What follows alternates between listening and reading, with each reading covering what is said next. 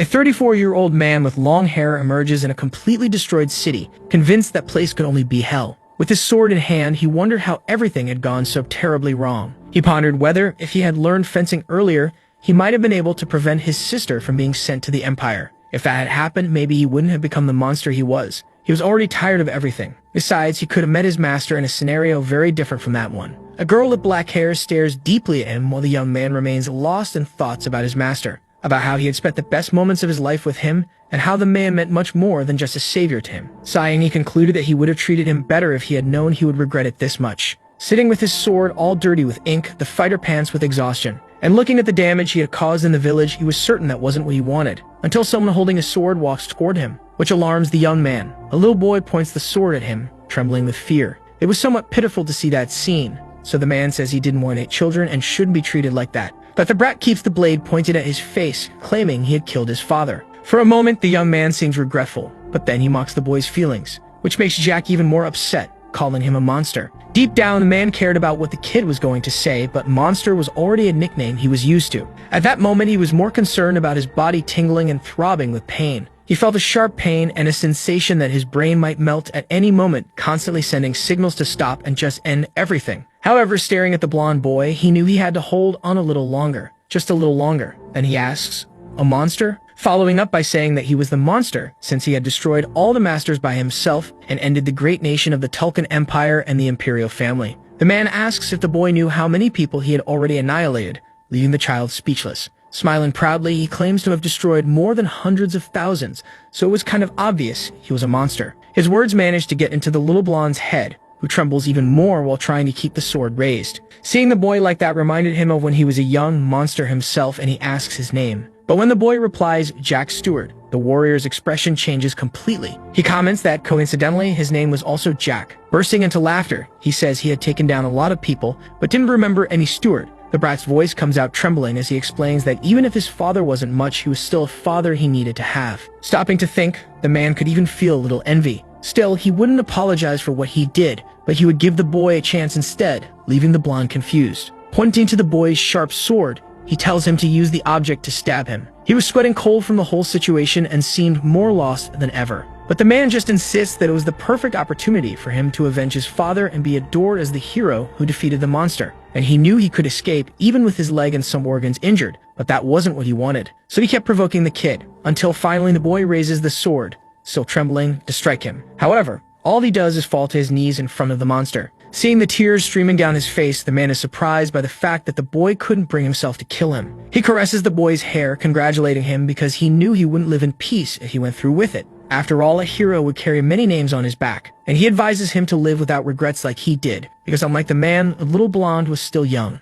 All he did was break down in tears as usual. Slowly, the long-haired man's determination weakened. Then he asked the child to tell the others that the demon was finished, and so was the war, which made the little one ask, "Old man, why? With all that power, why did you choose to live like this?" He held onto his sword, searching for strength to explain, but collapsed to the ground before he could finish. That was the end. He could feel the sensations in his fingers leaving, like a balloon losing air. His vision blurred, and even though he didn't want to, his eyes slowly closed. At the moment he forgot to breathe, all the sounds around him vanished. In that last moment of life, one thought consumed his mind. If he started everything from zero, would it be possible to change this pitiful ending? That's when he emerged into himself as if he were dreaming. As if for a moment he was just a child again. He remembered his father, who questioned whether he was really his biological son, and the death of his mother right after he was born. His older sister, who was known for her beauty throughout the continent, and even half-brother who constantly bullied him. He remembered everything. After abandoning the name Jack Valantier, he became a swordsman and traveled the whole continent, his memories flashing by. He got to the point where he was confused about whether he was dreaming or not. Had he really died? And now he was seeing the end of his life flashing before him. Sweet and cold, a little boy was on the verge of a nervous breakdown. Memories of the Second Continental War emerged in his mind. He was victorious, a ruthless ruler, and the greatest monster among all present monsters. His inner self, driven by revenge, destroyed the Tulkun Empire and dominated the Western continent, wiping out everyone who bore the Tulkun name. After declaring victory, he was happy to have achieved his goals. Then, by his own will, he accepted his imminent passing as he had no further reason to remain. That's how his heart stopped. But, if that was the case, what the hell was happening? The little boy in question was Jack himself, as if he had gone back to the past. Desperate, you wonder how that was possible, pinching himself to be sure it wasn't just an illusion. He was in the Valentier Marquis house, a renowned family in the Teslan kingdom, and belonged to the loyal group that supported the king. There, he was the youngest among the siblings, the youngest member of the family that held the Marquis title in the kingdom. If he hadn't been greedy for the heir's title, he could have lived a much more comfortable life, but his house was an exception. Strolling through the rose garden, the boy contemplated the place he knew so well. It could be called an annex, as it was located in the corner of the property. Even though it was beautiful on the outside, it was all an illusion. The place was known as exile. Its only purpose was to completely exclude the youngest son from the outside world, leaving him without any servants or family members to support him. That was the true rose garden. Jack was startled when someone called out to him, saying they brought him something to drink. It was Ron the butler, and also the only person in that place who took care of the boy. Softly, he remarked that the Ron he knew was a clever one. As he took the glass, the little one asked if there wasn't any poison mixed with the juice, which made the servant very nervous. But he quickly explained it was just a joke and thanked him for the care. That made Ron laugh, asking him not to overdo it, then leaving the boy alone afterward. There were 11 people in that garden, not counting the protagonist. One of them was the butler, but the other 10 were just guards constantly watching him. Besides the caretaker, he didn't think anyone else needed to be kept under watch, which gave him plenty of free time. The boy was sure that everything was real, but had no idea he would return to the past, and it had only been an hour since he found out he had gone back. It's not like he had a plan in mind or anything like that. Now he was 14 years old, and even so, he didn't have any calluses on his hands and didn't seem to have a mana heart or anything like it.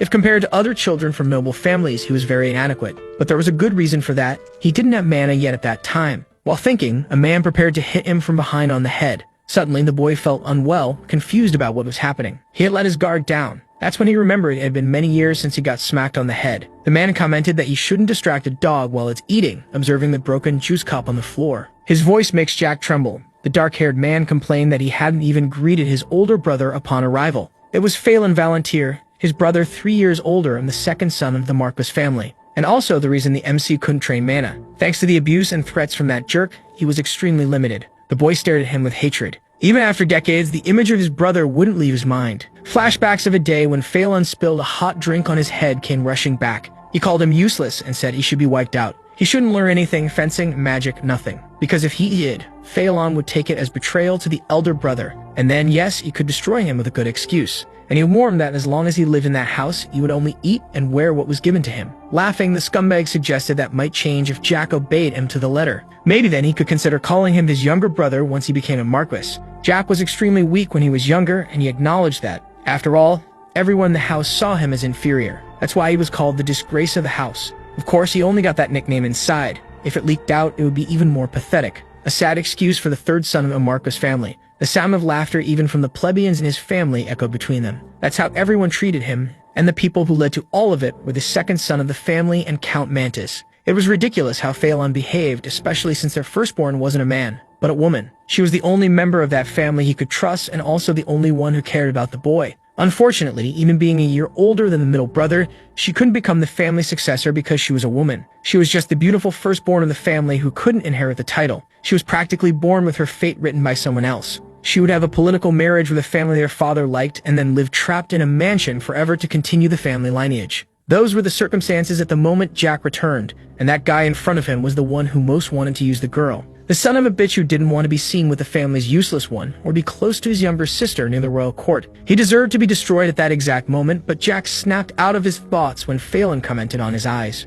Ready to hit the child, he asked how he dared look at him with that gaze. But before he could finish the action, the boy grabbed his wrist, bravely stopping him, which left him very surprised and alerted the garden guards because that kind of thing never happened. Still, Jack remained unshaken, determined not to go through those humiliations a second time. While the man freaked out, shocked at being blocked by someone he considered lower than an insect, our boy was swift and knocked the bully to the ground with a single blow. On the ground, Phelan asked what his brother thought he was doing. Mocking him, Jack asked if he wanted help getting up or something like that. Unsheathing his sword, the man was already emanating mana as he cursed the little boy with cruel names. The guards even considered stepping in to help, but that would only further displease the second young master, something the boy had already expected, to be honest. The whole situation felt like a big joke to him. However, before Phelan could do anything, Ron stepped between the two brothers to stop him, shouting for him to restrain himself and reminding him that he shouldn't use mana in a situation like that. But the man didn't care, punching the servant in the face to get him out of the way. He didn't care about anything. Watching it all, Jack remembered that Ron was a man with many secrets. Pointing a finger in the boy's face, he roared, "You arrogant brat, I'll finish you and that servant together." But the MC wasn't shaken.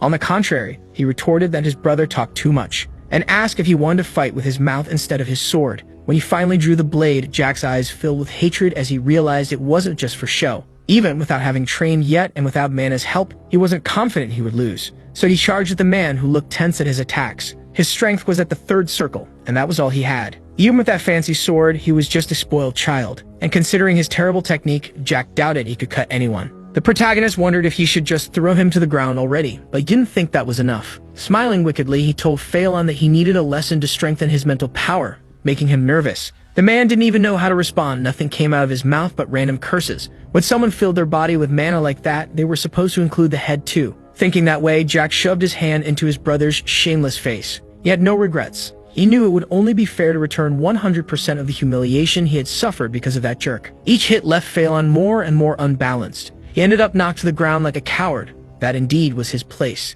Jack even checked to see if he was still alive as the brother remained motionless. Everyone watched the boy's every move with nervousness and surprise, realizing Jack's unexpected strength. When he noticed that one of the guards was about to draw his spear, he quickly ordered them to stop, warning that if he didn't want to end up like the brother, he should follow orders. That was enough to make everyone back off, finding other tasks to do. With that settled, he returned his attention to the idiot falling to the ground, grabbing his hair. The boy dragged him across the floor, suggesting he lose a few pounds, since he was quite heavy to carry. Meanwhile, Phelan groaned in pain. They stopped at the edge of a fountain, and the protagonist commented on how hot the day was, asking if the older one wanted to cool off with his help. That's when he shoved the bastard's head into the water without a second thought. How surprised he must have been to not even be able to use that mana he was so proud of. During the torture, Jack reflected on everything that had happened to him because of that son of a bitch. Shortly after his sister had married for the sake of the Empire, Phelan eliminated their own father with a drink, taking his place to commit all kinds of atrocities. And the result was clear. As he failed to accomplish anything, the Volunteer Marcus family vanished without a trace.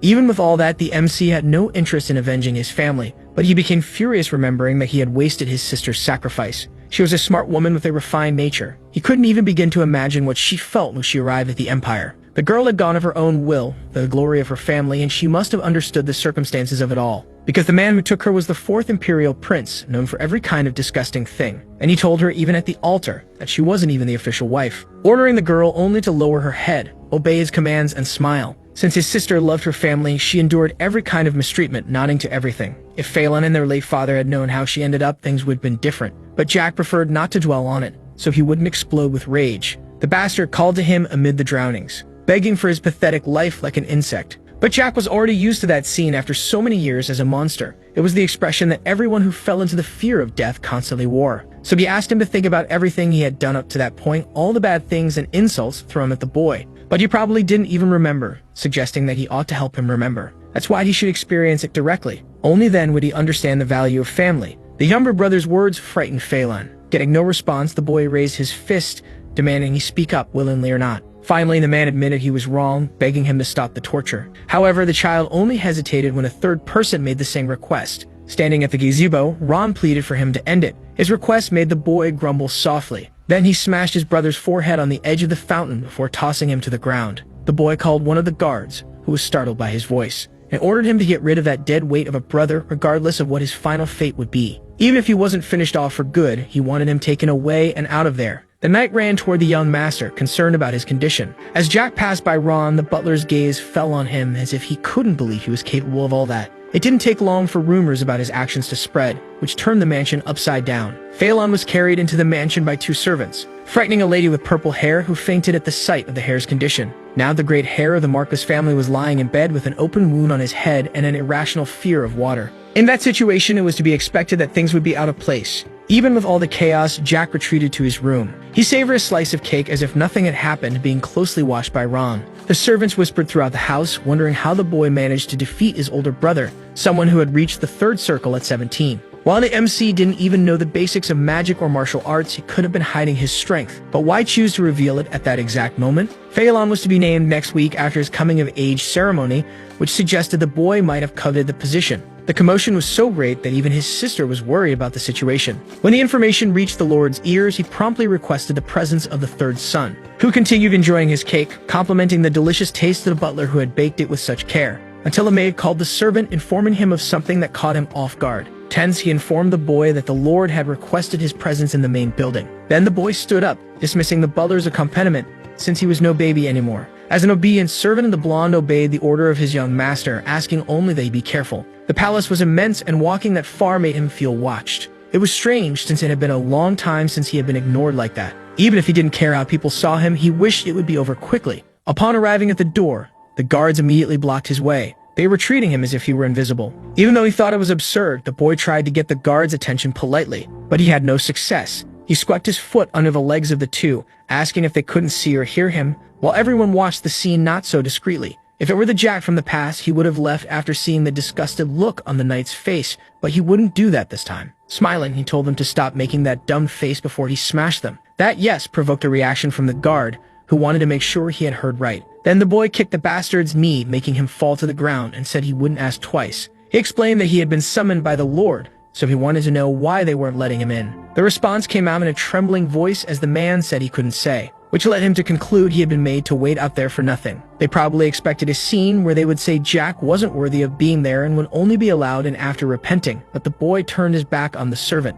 When asked where he was going, he asked where else, leaving the guard speechless. Then Jack asked him to inform the Lord that if he had something to say, he could come to his quarters, because he wouldn't stay there for that nonsense. He had finally gotten angry. That's what the two concluded. One of the Lord's servants entered his office to inform him that the boy had left, apologizing for the situation. He gave a half-smile upon hearing that, realizing the youngest had really changed. Meanwhile, in the rose garden, the boy had a snack, certain he'd receive a visitor soon. Something caught his attention on the horizon. Speak of the devil, there was the Lord, accompanied by his herd of servants and relatives as usual. It was written all over his face how stubborn he was. Jack couldn't help but laugh, because the man hadn't changed at all from what he remembered. He thought of his father as a ghost after all. A man had tried to end Jack in his previous life. He was the type of person who would hand his child over to a thug for power, because that's exactly what he had done. The man was hungry for powers beyond reach and lacked the ability to perceive his own ambitions. He welcomed the old man he could never call father. But the man wasn't interested in formalities, asking why he had done what he did. To which the boy responded with another question. He wanted to know what he was talking about. That sparked anger in the purple-haired lady, who screamed, asking how he dared speak like that to the Lord. Either way, Jack suggested they go inside to talk more comfortably, though they could stay out here if they preferred. Then, an absurd amount of mana poured out of the old man, who seemed to be checking whether the boy had secretly formed a mana heart. Concluding that wasn't the case, he commented that the boy had a knack for martial arts, and asked why he had hidden it until now. Although the real answer was, you wouldn't believe me if I said I went back in time. All Jack said was that he didn't want to. The young woman starts barking again, calling him insolent and a mere son of a commoner. However, she goes silent when the Lord commands it, as he wanted to comment that the boy wasn't entirely useless, as he once thought. This sparks the protagonist's anger, who questions whether he wouldn't be his son if he were useless. He is asked if he wants the Marquis to recognize him as his son, but Jack isn't interested in such things right now. The old man turns around, saying he understood the youngest, and walks away. Jack watches them all leave. He doesn't understand why he came to meet him, only to leave without even getting slightly angry. Remembering his stepmother, the MC throws shade, saying that after what happened to her son, many wrinkles have shown up and she should take better care of herself. Her face burns with rage at such concern, making her nearly break her fan because of that insolent brat. A smile appears on Jack's face. The woman never helped him with anything, so seeing that expression was deeply satisfying. He stands up, bows, and asks them to send his regards to the second son, ironically of course. Back in his room, the butler announces, Jack Valantier, third son of the family, is sentenced to 20 days of solitary confinement for causing a commotion in the mansion. But suddenly, Ron hesitates and asks what happened while he was gone, and the MC tells him to be quiet so as not to distract him from his activities. He knew Ron would ignore him if Phelan beat him, so why was he mad now? Stopping his drawing for a second, the boy reflects on how interesting solitary confinement is. He had already been exiled to the Rose Garden, so he couldn't imagine what would be different in solitary. It would just be a room. Pulling him from his thoughts, the butler comments that there was less than a month left of the academy break, and he was already being confined. Jack freezes in confusion. He had completely forgotten about his studies since he'd been living a different life for so long. Now he's 14 years old, which means he must attend the Imperial Academy. All aristocrats of the Teslan Empire must study there. If you're not disabled, attendance is physically mandatory every day. It's 4 years of study, starting at age 14, so Jack was still in his first year. The first semester had ended, so summer break had begun. It was strange to think of himself as a student again. His master is directly connected to the academy. He could skip any class except hers. That's why he wouldn't waste any more time arguing with his father over nonsense. Thinking rationally, his only option was to go study. There were still 27 days left of vacation. 20 would be spent in prison and 6 days traveling from there to the school. In other words, he'd be sent to study immediately after prison. Even though it was his past, it was hard for him to understand himself. With a tired look, Ron asked if the young master had finished painting. Jack stood from his chair, touched the easel, and asked where his confinement would be. The servant's silence quickly irritated the MC, and he repeated the question. Then the blonde explained that there was only one place for the condemned, the prison for criminals who had committed offenses within the Marquis domain. Jack was stunned. He confirmed uncertainly,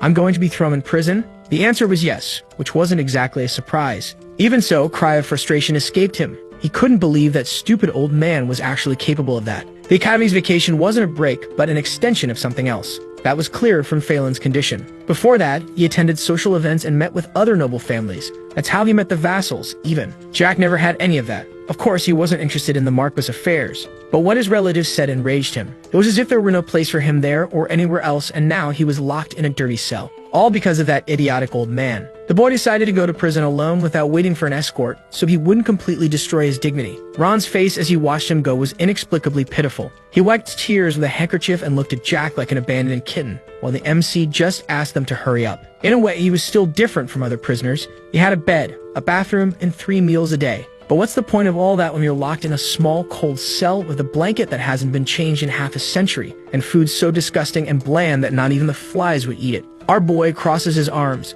There's way too much time to think in tired days, and that's too much for a teenager. Aristocrats with land could punish residents however they pleased using local laws instead of imperial ones. In fact, within their territories, they had the same rights as the ruler of the empire. Jack might have been imprisoned by order of the Marquis, but he was still the son, and therefore an aristocrat. It wasn't like he had instigated a rebellion or anything, but the Lord decided to imprison his own son anyway. He wondered how his father would cover up this incident on behalf of the second son. He could claim Jack used poison or some other forbidden artifact, but that would be a bit excessive. Surely the Marquis had already created a good story to justify Flayn's condition. Something like, Jack Galantier, the disgrace of the house, learned forbidden magic out of greed. Then your second son, Flayn, who discovered this, tried to correct his younger brother. But the boy was too stubborn. Worsening the situation, Jack used forbidden magic on his brother to silence him. Even while suffering, the Hare had the nobility to forgive his stupid younger brother. That scenario was probably already playing in the minds of the Marquis and the Marquesa. Just thinking about it was disgusting. For the MC, it was fine to stay there a few days, but he couldn't waste his precious vacation in a place as mediocre as that prison.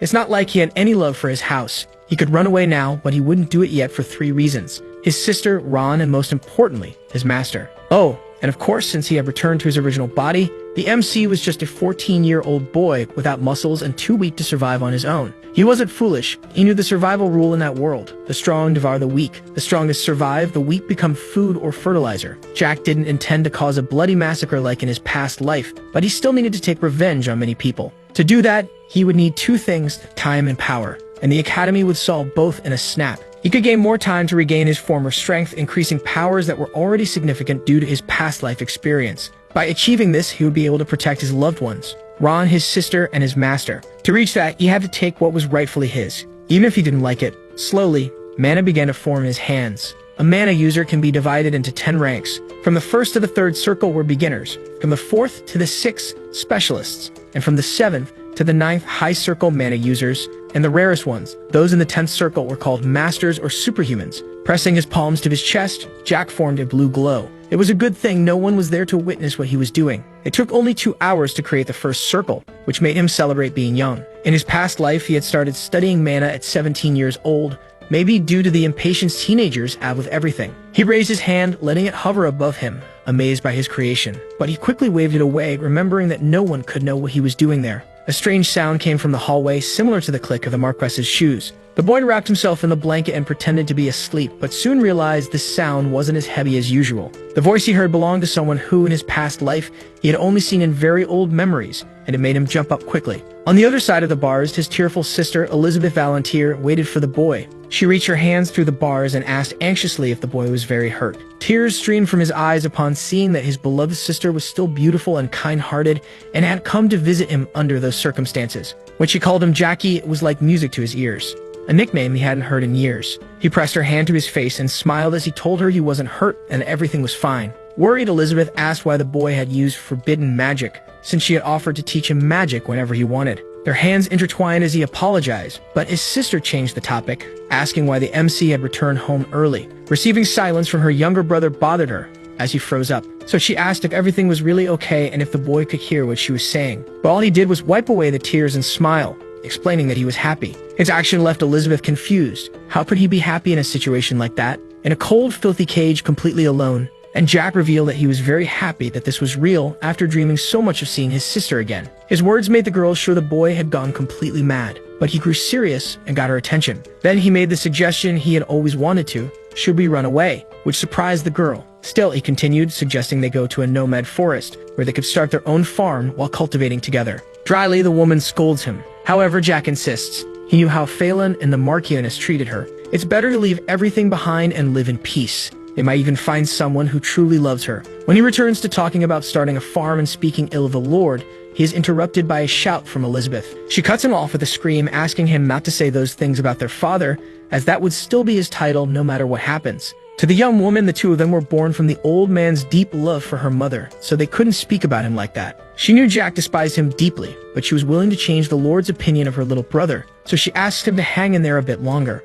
All Jack says is that he was truly happy to see his sister after so long, making her blush. He stands and asks her to step away from the bars, which she does, even though confused. When she obeys, the boy gathers mana in his hand, leaving the young woman stunned and bombarding him with questions about his hidden powers. Jack manages to break the lock and opens the cell gate, stepping out to hug his sister tightly. Tearful, he offers a sincere apology, saying he was truly sorry for everything. She grabs his shoulders, worried. That behavior was very strange, and it made her question whether the little one was really feeling well. Our boy smiles, confirming that he was doing just fine. As they embrace, he states that everything would be different this time, and she wouldn't have to sacrifice herself because he would work so Elizabeth could do whatever she wanted. But the noble remembers that soon he would meet the fourth prince. In his past life, that prince took his sister. At the time, she didn't know what awaited her. It was that bastard who turned Jack into a true monster, and flashes of the tortures he was forced to carry out resurfaced in his mind. He remembered how he captured the monarch, chaining him to a torture table. The rage burned his face, and he was sure he would never forgive the Tulkun Empire for what they did to his sister. In his past life, Jack ran away from home at 17. 10 years later, many things had changed. The Taslan kingdom had vanished, and his home had also been destroyed. Tulkun had become the greatest empire, ruling over the entire western continent, and House Valantyr survived only briefly. Memories of his sister, who was still alive, came to mind. At the time, she was the wife of the fourth imperial prince of Tulkun, and she begged for mercy from her family. But she was not a legitimate wife, and the idiot shoved her after hearing her plea, telling her not to bother him with that sort of thing. Even so, Elizabeth never lost her kind heart. She remained on her knees around the palace, begging him for 3 days and 3 nights, until he generously decided to grant her request. At least that was the first version of the story, which spread across the continent from north to south. But the truth behind this generosity was horrifying. Elizabeth constantly expressed her gratitude, for she didn't really know how to thank him properly. However, the prince pinned her against the wall, suggesting she was misunderstanding the situation, and told her not to mess with him, as he could destroy her house whenever he wanted, and the only reason he hadn't was because the time wasn't right yet. In return, she got to act exactly how he wanted. The prince controlled her like a puppet. He turned her into a toy for his twisted desires, like a servant. For some torturous reason, the legitimate wives of the idiot gnawed with envy at the situation, until he got tired of her, throwing her into an annex room of the house, left alone and scared by the legitimate women. At that same time, the house of Marchioness Valantyr was destroyed, so when Jack finally returned, he only found ashes where his home once stood. After hearing the full story, he became a true monster. He vowed to destroy the Tulkun Empire and everyone even slightly connected to it. First, he annihilated the Empress, then the Princess, the wives of the princes, until he destroyed all the families that supported them. He didn't stop until no one was left. He wouldn't risk leaving even the smallest trace of them alive in that world. Now back in the present, Jack looks at Elizabeth in the cell, certain that he wouldn't let that happen again. But the girl had no idea about any of this, only worried about her little brother, asking him to take care while she spoke with her father, to which he responds with a nod, assuring her he would take care. This time he would do whatever was necessary. She leaves, but her thoughts are troubled. Her little brother had changed a lot. Usually he didn't do anything wrong and avoided others. Now there was a confidence in him she had never seen before, a new opportunity. And the magic he used was impressive. Even as a sixth circle user, she couldn't sense any traces of dark magic. However, her father possessed the seventh circle, which indicated that something was very wrong for him not to notice his son's power. Elizabeth enters her father's chambers, finding him drinking tea, and asks him to release Jack, as he had not learned forbidden magic. She thought that kind of magic was just a legend, so there was no way a little boy who knew nothing could access it. His imprisonment must have been a facade to avoid revealing it to the public. She argues that Jack had no interest in the heir title, and her words provoke the Lord. And the girl continues, stating that it wasn't just a punishment for her brother, but a warning to herself. Her words catch him off guard. He didn't expect his daughter to be so clever. The life of a mere tool to ease the lives of the Marquises trapped the girl in a fate she knew well. Indeed, it was a warning for her. A warning of what would happen to Jack if she did something foolish or rejected her own destiny. The Lord states that Jack has no place in that family, so when he comes of age, he will announce his death and send him away under a different identity. Elizabeth freezes. She had seemed encouraged by her father's kindness. However, he makes a point: don't forget your own duty until then. The same goes for the future. She understands, staring at the old man's cruel watchdog. The Lord comments that he couldn't understand how the boy, with no circle, managed to defeat the second son, who was of the third circle, leaving the girl nervous. What did he mean, no circle? In that case, what had she seen earlier in the prison? But the matter is closed by the man, who states that he will release the boy as she asked. With that settled, she asks for permission to leave and thanks him for the favor. Upon closing the door, she breaks down. She remembered Jack's invitation to run away together, knowing it was impossible. Her legs no longer support her, so the girl collapses to the floor, sobbing uncontrollably. The morning sun illuminates Jack's face. The night was full of dreams about events from his past life. Maybe it was because of the new room he slept in. However, he can't reflect much as he sees a guard opening his cell to announce that he was being released. Jack stands up, sarcastically commenting that he was starting to like the new room. The guard holds his clothes, prompting the boy to thank him for the kindness. However, when refusing to return his shoes, the servant claims there were no shoes available for him. The attitude makes the MC lose his patience, yelling at the guard, asking if he thought they were friends or something. He hesitates, trying to make amends, but it's too late as Jack already concentrates a large amount of mana in his fist. Then the child attacks mercilessly to teach his servant a lesson. Sometime later, the boy gets dressed to return to the palace, and he is received by Ron, always cheerful, who runs toward him as soon as he sees him in the garden. His eyes are full of genuine concern as he inspects the young master for injuries. Noticing the ink stains on his clothes, he becomes even more worried, but the boy tells him to relax as it wasn't his blood. However, his gaze soon shifts to the guards patrolling the property in greater numbers than usual, and the butler explains that 10-foot soldiers and a squire from the Order of the Iron Blood Knights were assigned to the Marquises. Among them, one Iron Blood squire stands out, his gleaming armor contrasting with his grim expression. "Poor guy," mutters Jack, analyzing the warrior. A knight with such potential reduced to a spoiled noble's babysitter. He certainly didn't imagine that when deciding to become a knight. Noticing his tense stare, the MC concludes that the blonde man probably already knew what had happened for him to be in prison earlier. The knight then approaches, making a respectful bow to the young master, and wastes no time asking if he could share what happened in the prison, if it wasn't too much. This makes Jack's jaw drop. The guy was much more polite than he expected. The blonde man adds, explaining that he had just read a report stating the boy had ripped off a guard's fingers and right eye. Ron, outraged, intervenes immediately, insisting that there was no way the third young master could do something like that. However, the knight insists, stating that even so, he had the right to know why he attacked his colleague. Jack interrupts with a dry laugh, cursing him, which offends the squire. "Right," he repeats, as if the word were an insult to his person. His eyes scan the knight, evaluating every detail to estimate what circle he was in, probably the fourth. So he confesses that he expected a dog of the mantis to know its place.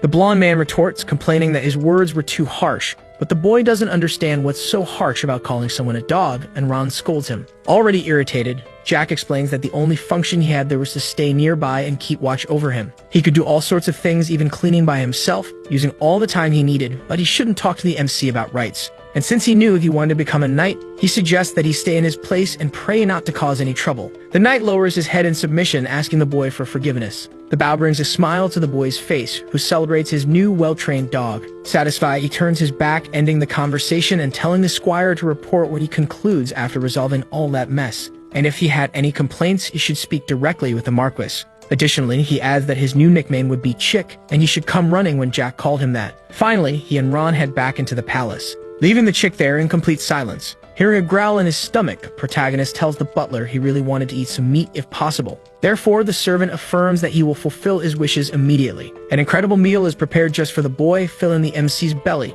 making him praise Ron's talent in the kitchen. Noticing the tension on the man's face, Jack asks him to say what he wants to say and stop staring at him like that. But Ron still hesitates. The boy offers some meat to the blonde man, suggesting they eat together innocently. However, the butler can't accept, questioning how he would dare share a meal with the young master, who tells him to sit down already and stop with the speech because there was something they needed to discuss. So the man yields, sitting at the table with the young master. Straight to the point, the MC asks about his sister's condition, to which the servant responds by saying Elizabeth was the same as always. His eyes shine like those of a defenseless child, even though his words are sharp as he makes sure Ron wasn't an idiot, and that, of all the people there, he should know very well how much his sister was suffering, making the man tremble. Still, he continued the narrative that he wasn't aware of anything, being interrupted by the boy. He repeats the compliments about the taste of the food, recalling that he could eat without worries during childhood thanks to the butler, who always checked if there was poison in any of the ingredients. The fact that he knew this is surprising to the butler, but the MC wasn't done yet. Another good reason was that the man was an immense circle mage.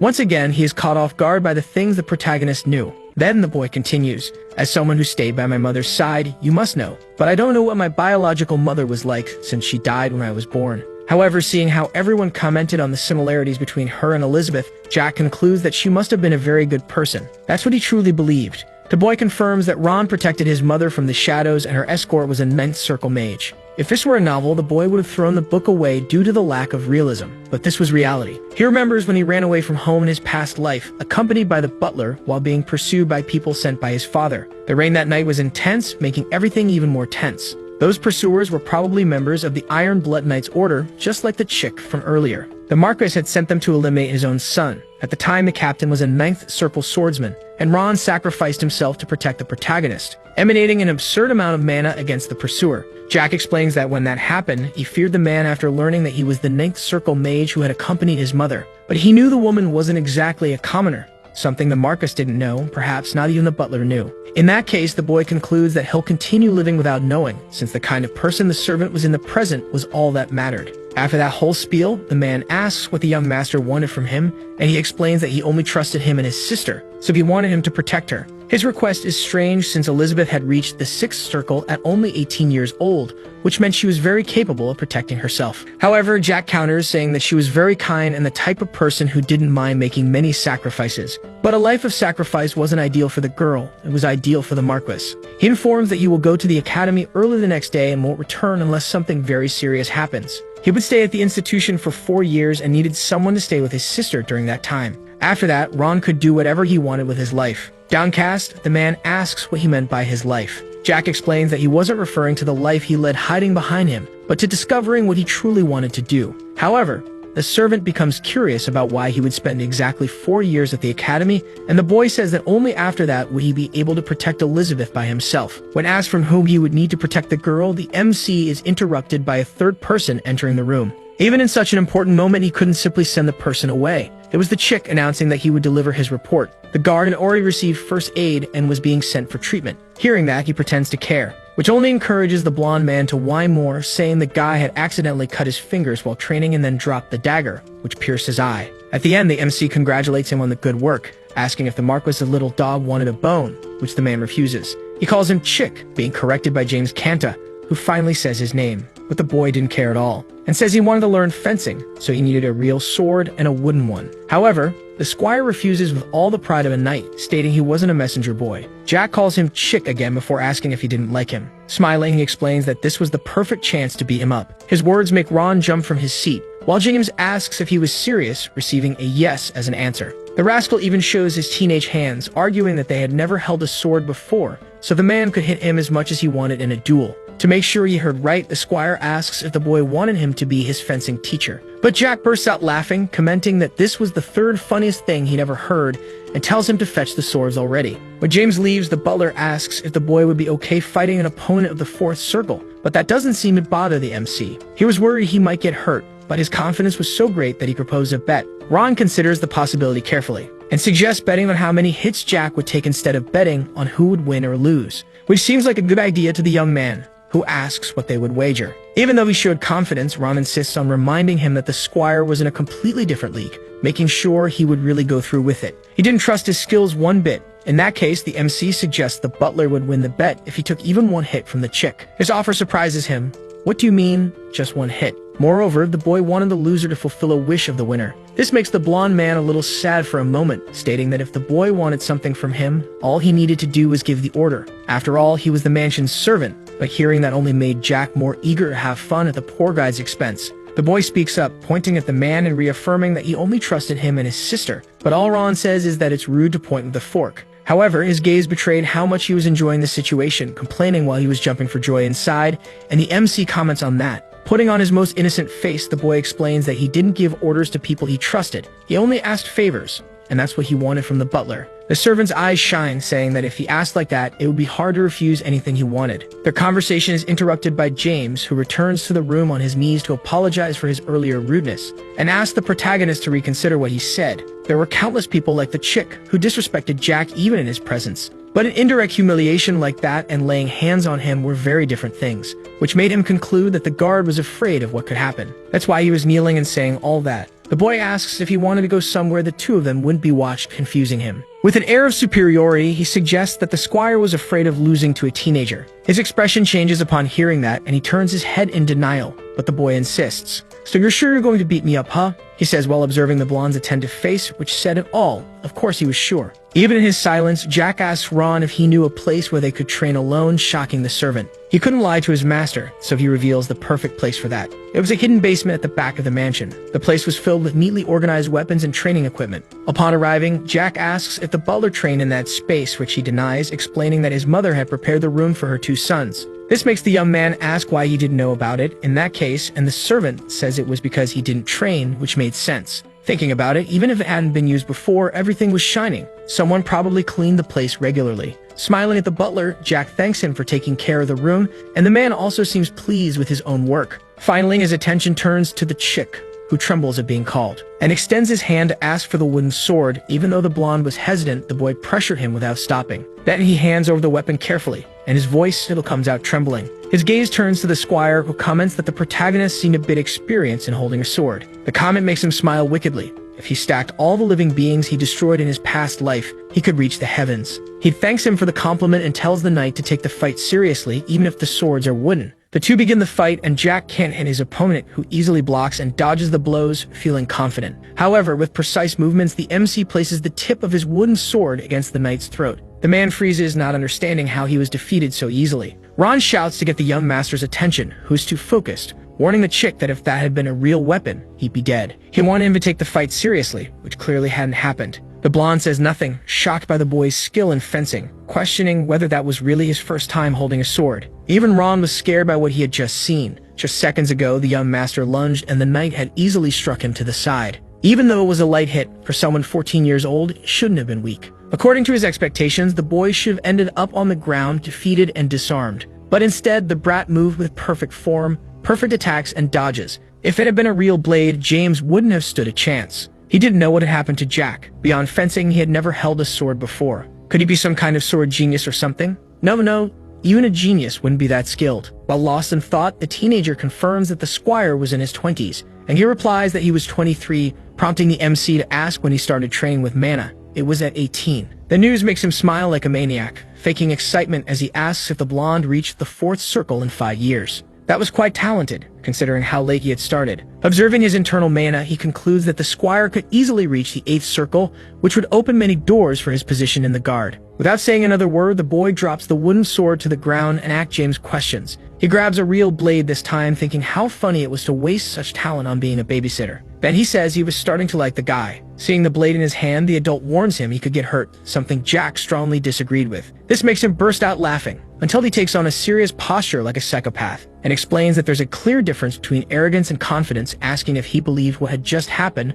was just a lucky coincidence. The blonde is left speechless, even as he feels his blood boil. "That's why you're just a chick. This time you come to me," Jack says, calling the man to the second round. By this point, the man is already grinding his teeth in anger, doesn't hesitate to charge. His reaction only made it clearer how weak he was to fall for such a provocation. Once again, James loses his sword and his chin meets the tip of the young master's blade, who smiles sweetly, saying that apparently it was his second loss of the day. He couldn't understand how the brat did that, angrily demanding an explanation. But he just plays dumb, explaining that he had merely changed the direction of the sword at the moment their blades crossed. Still, the man insists on knowing exactly how he did that. Showing off, Jack claims it was an advanced technique and asks if he wanted to see it again. Despite feeling less and less confident, the knight grabs a real sword so they can battle again. Meanwhile, the protagonist confirms with Ron that he had won the bet, and he nods, asking the master to tell him what he must do. Our boy explains that his request was the same as earlier, protect Elizabeth, and he wanted to be sure the servant could actually do it. The man freezes but confirms that he would risk his own life to make it happen. Back to the chick, the man says this time would be different,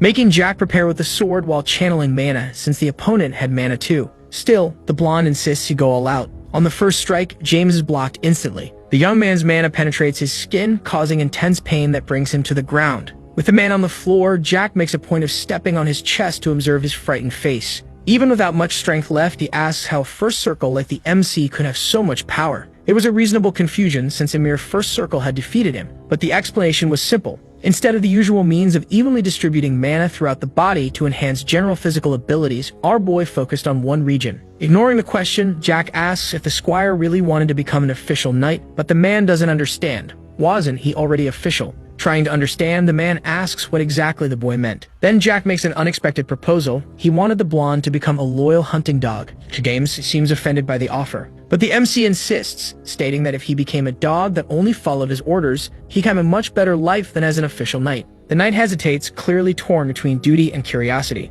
so he asks what he would gain if he accepted the position. Disappointing Jack, who grumbles that he wasn't even interested in knowing what he'd have to do. Trying to overlook the blonde's awful personality, MC assures him he'd have power and authority if that's what he wanted. Now regarding his duties, it was all very simple. He just had to eliminate anyone who stood in his master's way and cause harm. The boy's cold explanation leaves both James and Ron in shock, and the first thing the knight asks is who he would have to annihilate. Jack says the target was obvious, referring to Phelan, who was still bedridden. However, he'd give him a day to think about the proposal. After the training, the young man was in his room with Ron, and the servant couldn't help but ask if he wasn't being a bit reckless in trusting James. But he disagreed, prompting the man to warn that what was said earlier could reach the Marchioness's ears. The boy laughs, only to be quickly scolded, since the Marchioness seemed to be just waiting for a chance. If she found out that Jack was leaving the next day for the academy, she wouldn't let it happen and might try to get rid of him. Even with all that, the MC is unconcerned. He knew that she might even want to hurt him, but she wouldn't. Since the incident with Phelan, his older brother had been afraid of water. The woman was waiting for her chance, but she was too busy. He had to keep his eyes open for her and the Lord, conditioning Elizabeth into submission.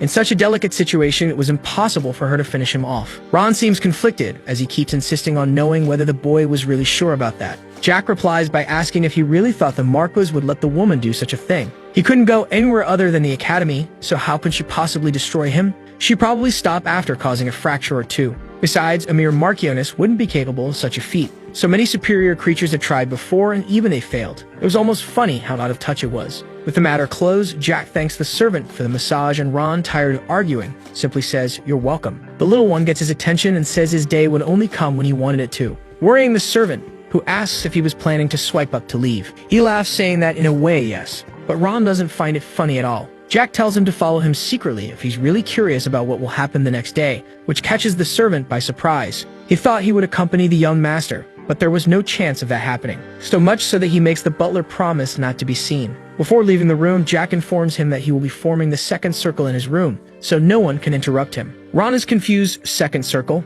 and asks if that wasn't supposed to be something hard to do. But for our boy, it was quite simple. Even unconvinced, the servant just says he'll do as requested. Wandering the castle, James couldn't get the fight with the brat out of his head. With those skills, he had to be a third circle. He might even be a genius, but his proposal to turn him into a guard dog was absurd. It's not like he had the mantis backing like his brother, and he didn't have any vassals supporting him. No, the third young master has nothing. Remembering the boy's words about having a much better life didn't help at all. James admits he had been too easily swayed by the words of a child who knew nothing. He should tell the Marchioness everything, from Jack's martial talent to what they discussed in the basement. Among the mansion's maids, the blonde smiles, thinking this would be the perfect opportunity to stand out to the Marquises. No matter how much of a genius the brat was, he wouldn't beat the Marquis house unless he were a monster. Meanwhile, in Elizabeth's room, the girl hears that her mother, just some commoner, gave her a one-time opportunity. The Marchioness claims there's nothing remarkable about being talented, because as long as she's Noah's daughter, nothing about her is interesting besides her face. She remains silent, clearly hurt by the woman's harsh words.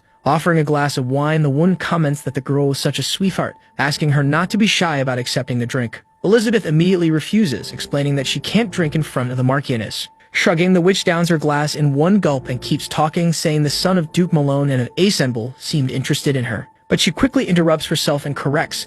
The middle son definitely wouldn't be good for her. The Marchioness states that she'll find a much better match and in the meantime, the girl should take very good care of herself and behave. Suddenly, she asks if Elizabeth is interested in someone, something the girl quickly denies. That makes the lady smile with satisfaction, explaining that if there were someone, he would have to disappear without a trace. Then she starts rambling about her younger brother because it seemed like he was thinking of something quite interesting. The mention of Jack unsettles the girl, who doesn't understand what her stepmother is talking about. She knows about Jack's conversation with the knight and says that her brother tried to recruit the knight to his side. But she didn't expect James had been supported by her second son for a long time. Elizabeth shrinks in her chair upon hearing those words, while the woman laughs like a lunatic. To think he tried to eliminate me with someone like that. His stupid idea is so hilarious. Suddenly, the Marchioness lets out an evil laugh. The young girl's expression wilts and she blames the parents for Jack having these thoughts. But she knew she had to hold herself back or their hatred for the boy would only worsen. After laughing until her belly hurt, the woman calms down and turns to Elizabeth and ends the subject by reaffirming that she'll continue searching for good marriage partners for her.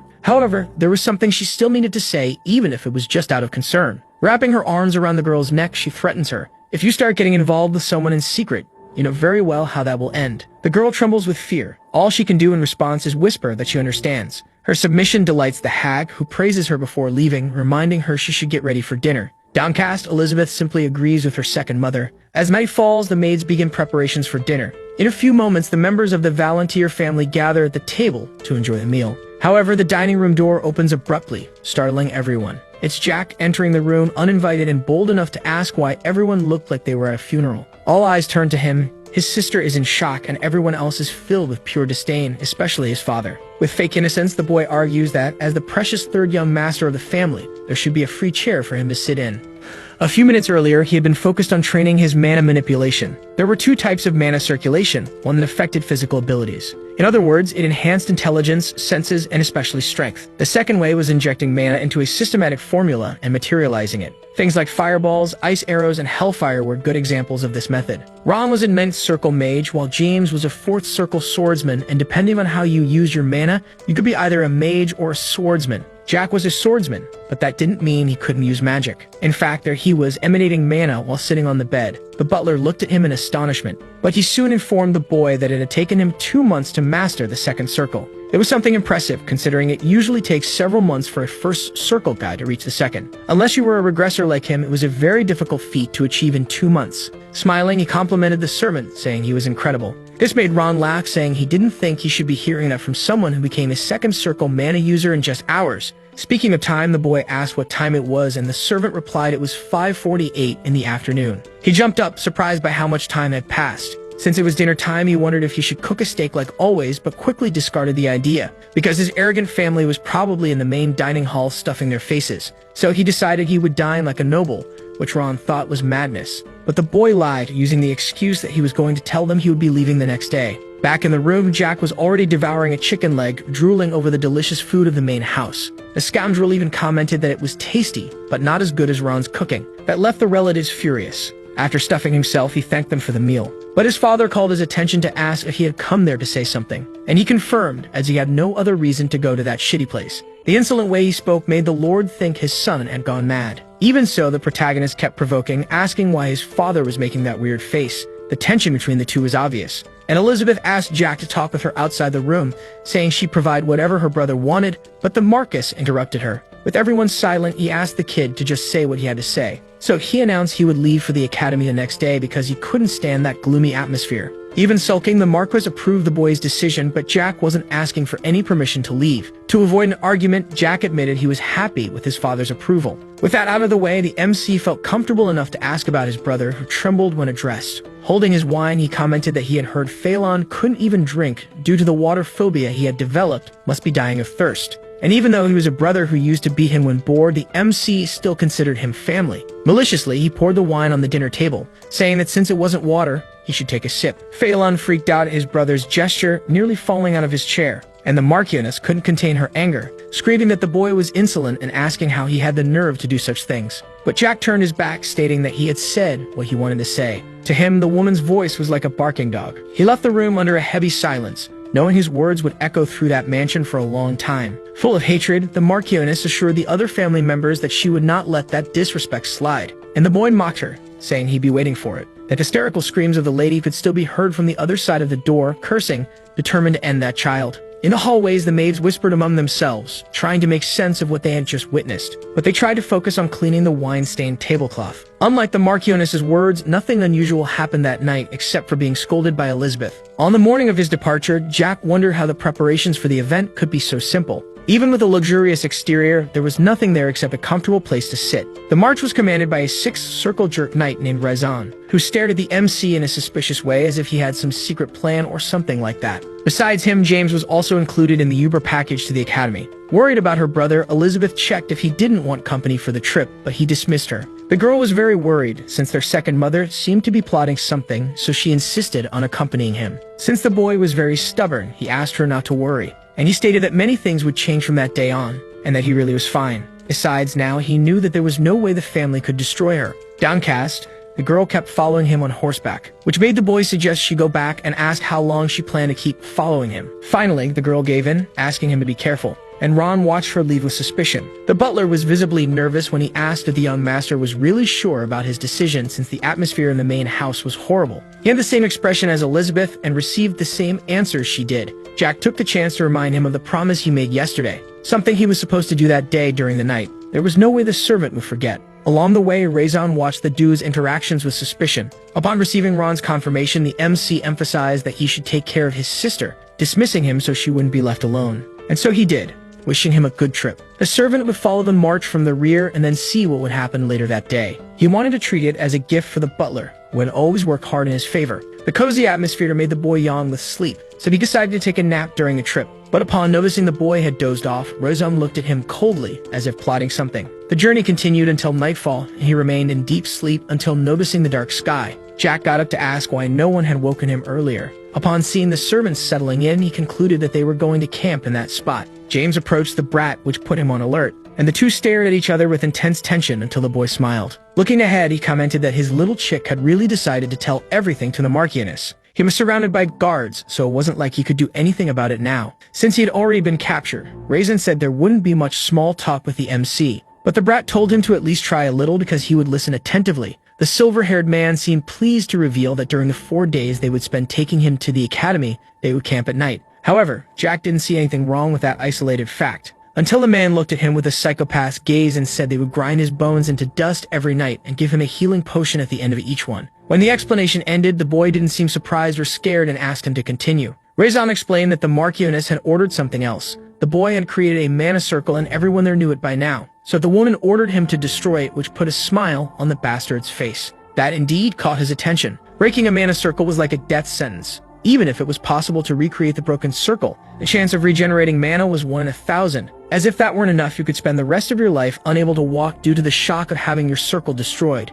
The bastard continued, saying he had already heard everything from James. Apparently, Jack didn't just have talent for mana, but with the sword as well, and he added that it might be impressive for other people, but in his case, it wouldn't matter, because the boy wouldn't change anything with just talent. Finally, he asked him not to resist, as it would only make things worse. The boy knew that atmosphere very well. It felt like he had returned to his origins while watching the others frightened. But he was the ghost of the sword, even if he had spent his days peacefully in this new life. The scars of his past had been deeply engraved in his heart, so he called the butler, and began telling how he spent 10 years imprisoned on the mountain, leaving the guards confused. Even so, he continued, saying he had met the master who taught him everything there. But everything changed when he came down. His family and the kingdom had fallen. Not that he gave a damn about his house's future, to be honest. So many meaningful words made the guards ask what he was talking about, something he didn't answer, but instead drew his sword, stating that he had something on his mind. And that was what happened to his sister. Because Elizabeth was smart and talented, so he thought that at least she'd be lucky enough to find a husband, since she had no luck with her family. At the palace, the girl stared at the sky, thinking about her brother and trying to convince herself that he would be okay. If his sister had lived happily with someone she loved, she would have forgiven everything else. The men kept laughing, suggesting he had gone insane from the fear he was feeling, but there was no use resisting in that scenario. However, the boy kept approaching and said that revenge was sweeter than the guard thought, sweet enough to drive you mad. And he agreed with the guide, saying he couldn't do anything with just simple sword talent, convinced he could maybe endure Reborn's torture once. But generating all the mana around him, he declared that he could do a lot with his overwhelming talent and power. Filled with hatred, Jack said that from that moment on, he would show them exactly that. As fast as a storm, his mana circle expanded, yet the captain still asked what he could do with a pathetic little circle like that. However, he was stunned to realize that if he didn't stop that child in front of him, the entire guard would be finished. With violent winds that destroyed everything in their path, Jack launched a mana blast capable of annihilating an entire city toward the men. James had regretted his decision up until that moment. Anyone would have chosen the second young master over the trash of the Valentier Marquis family. But in that moment, it was as if time had stopped, and the blonde felt that his life had come to an end. The boy managed to break his sword after the intense fight against all those men. Now he looked at them lying on the ground, completely powerless. He called for Ron to appear, and the servant did, stepping out from the bushes and asking what he had just witnessed. The two of them stared at the destruction the boy had caused in shock. Jack explained that that was one of the first 4 techniques out of a total of 8 sword techniques he had completed in a transcendent region, even if he didn't know what it all meant. Nervously, the servant said he might not know everything about the boy, but the scene looked more like the result of a mana application art than a sword technique. The protagonist faked surprise and changed the subject by asking the man to give him a potion, if he had one. However, Ron was startled to see the boy spitting strawberry juice. The boy was spitting rivers of it, yet still insisted it was nothing and just asked for the potion again. The butler pulled a flask from his coat, handing it quickly to the boy, who drank it all in one go, all while receiving a scolding from the servant, who warned that if he hadn't had a potion, the protagonist would have gone to food and drinks, meaning died. Even in a situation like that, Jack smiled, saying he had warned that wouldn't happen, because the man was always so well prepared for emergencies like that. Besides, he knew Ron would have used the potion on him instead of keeping it for himself. The reason he was so sure of all this was because a similar situation had happened in the past too. He remembered when he was lying in Ron's arms and the butler was the only one there for him. Now conscious, Jack started rambling about how both of them had been too busy running the past to say anything important to the servant. He looked at him with shining eyes and sincerely said, "Thank you very much." He regretted how hard it had been to say something like that, stating that his past self must have been really stupid. Hearing the boy's confessions, Ron concluded that knowing things about the future was the true secret of the third young master after all. And Jack explained that he had done time regression, something his companion was very familiar with. Then he got himself ready to get up from the ground. The boy was surprised by his condition, which was much better than before, indicating that the potion he received was high grade. He stood up completely, went to retrieve his sword and collect his coat. That was enough. But he took the chance to take one last look, confirming that the little chick was indeed destroyed. Stepping on his head, the MC confessed that he would really like to turn the blonde into a little messenger boy. Ron commented that you could say he had made a wise decision, but Jack disagreed, saying he hadn't had much hope in the guy from the start anyway. And he brought back the subject of time regression, asking if the butler wasn't curious about anything. He even tried to think of something that might make him curious, but nothing came to mind. The protagonist gave examples about what happened to his sister or to the Marquis family, but Ron had already imagined their fate, even if it was surprising. And just by seeing the teenager's reaction, he knew the process hadn't been pretty. Jack confessed that he could tell him but would only do so if he showed a lot of curiosity. He teased him by asking what he thought, if he was curious, but the servant explained that wasn't exactly the case. That left the boy a bit annoyed, shouting for the man to stop being so dull. When asked about his own fate, Ron admitted he had his doubts but supposed he would have survived either way.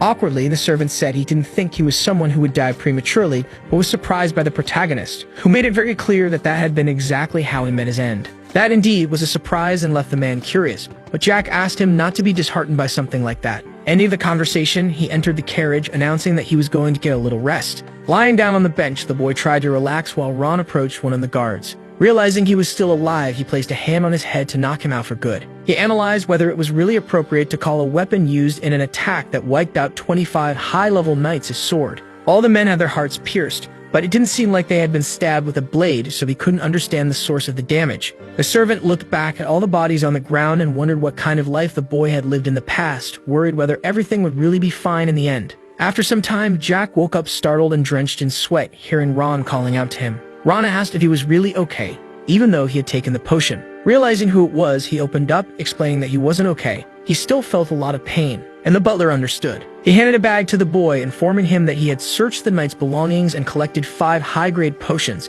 63 gold coins, and 40 common coins. This surprised the teenager, who commented that even the mantis dogs carried absurd amounts of money. Noticing that he closed the bag, the servant asked if he wasn't going to drink the potions, but Jack explained it would be useless to drink one at that moment. And handing 3 more flasks to the servant, he said that was payment for the potion he had given him. Gladly accepting, it was as if his 1 high-grade potion had been transformed into 3 with a gesture. He asked what the boy would do with the bodies there, but Jack didn't plan to do anything. He would just leave them to be eaten or found by someone, which led the blonde to warn that people would become suspicious of Jack if he were the only one not among them. that surprised him, and he asked who would be suspicious, but it was obvious he was referring to the Marquis. Only the protagonist already knew that even if his father suspected him, he couldn't harm him. Meanwhile, Ron argued that if he were in the Lord's place, he would want to summon him immediately to clarify things. Smiling, the boy asked if he wanted to bet on it, but the man declined as he already knew he'd lose again. After all, his master was too clever. Looking at the boy, the blonde knelt down, saying that despite all that, he believed there was something Jack truly believed in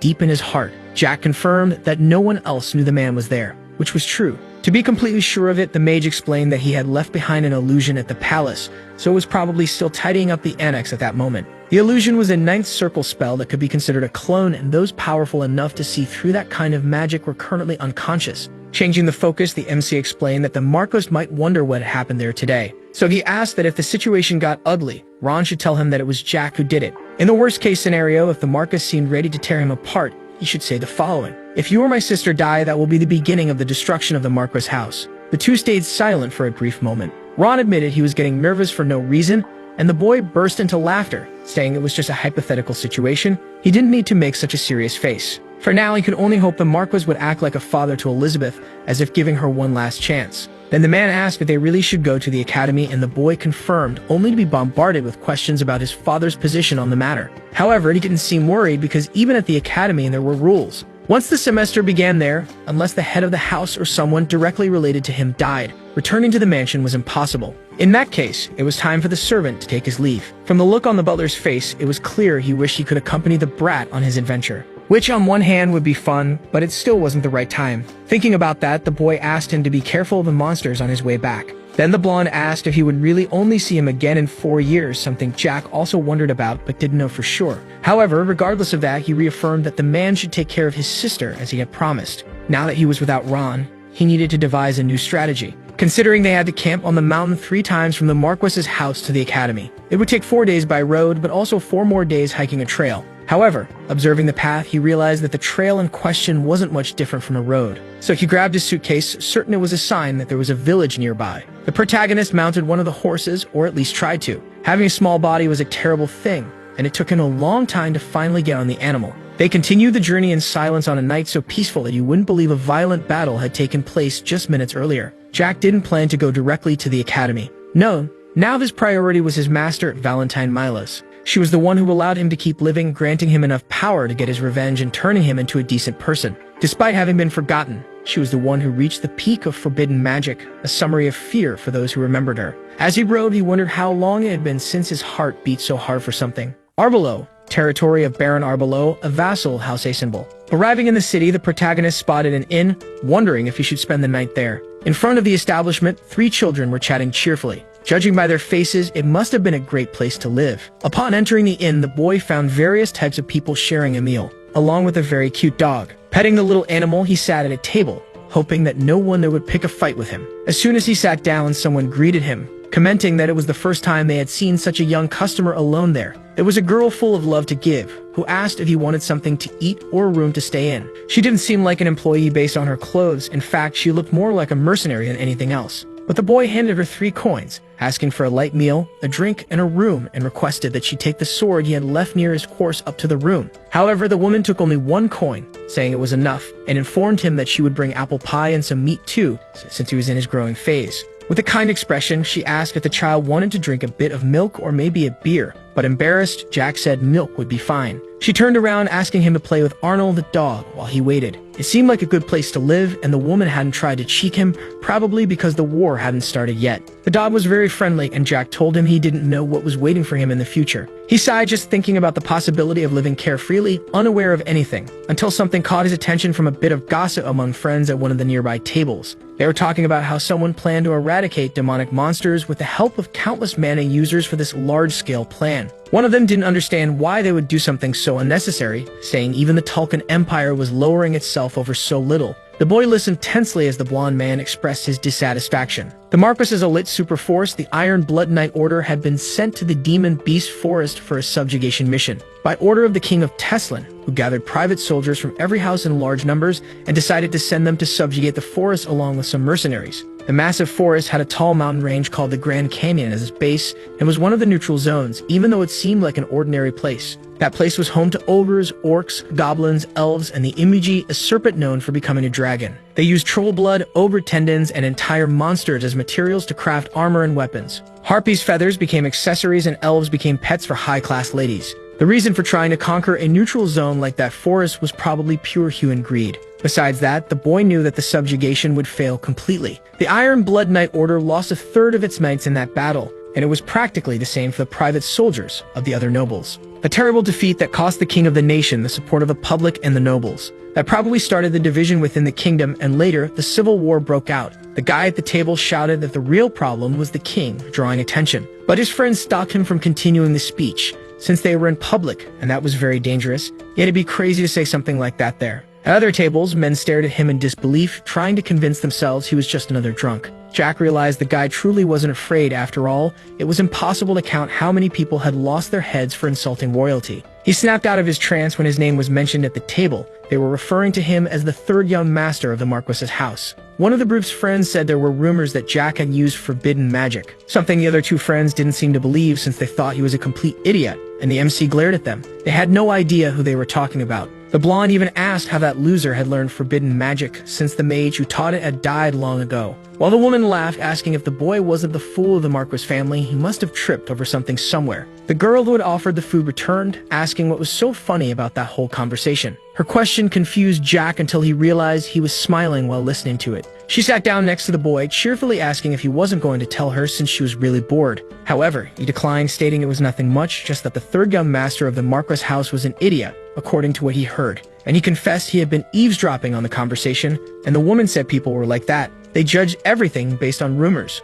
Then he asked what she was like when it came to judging others. Smiling, the woman explained that she judged things after seeing them for herself, because rumors were just rumors. The boy countered, saying that rumors could be true sometimes, something she agreed with. But she didn't elaborate much as Jack grabbed a piece of pie and bit into it eagerly. It wasn't as good as the one his butler used to make, but it still tasted amazing. The woman decided to end the subject by saying it was just what she thought. But if the third young master of the Marquess house was as attractive compared to the rumors, she didn't think they were true. That left Jack surprised. She asked what was wrong as he analyzed the woman, who had a scar on her cheek, a body covered in muscles, and mercenaries as regular clients. So the boy asked if she was a branch manager of the Adventurers Guild around there, catching her off guard, but she soon smiled, embarrassed. Of course, he wasn't just making a random guess. There were mercenaries in every city, wandering around looking for work. They were hired to be soldiers in territorial battles, help people search for things, and even act as monster hunters. These jobs were distributed by local guilds, which were usually located near inns. That made Jack suggest the woman had a lot of free time. There was no other way she could be a branch manager and also manage an inn at the same time.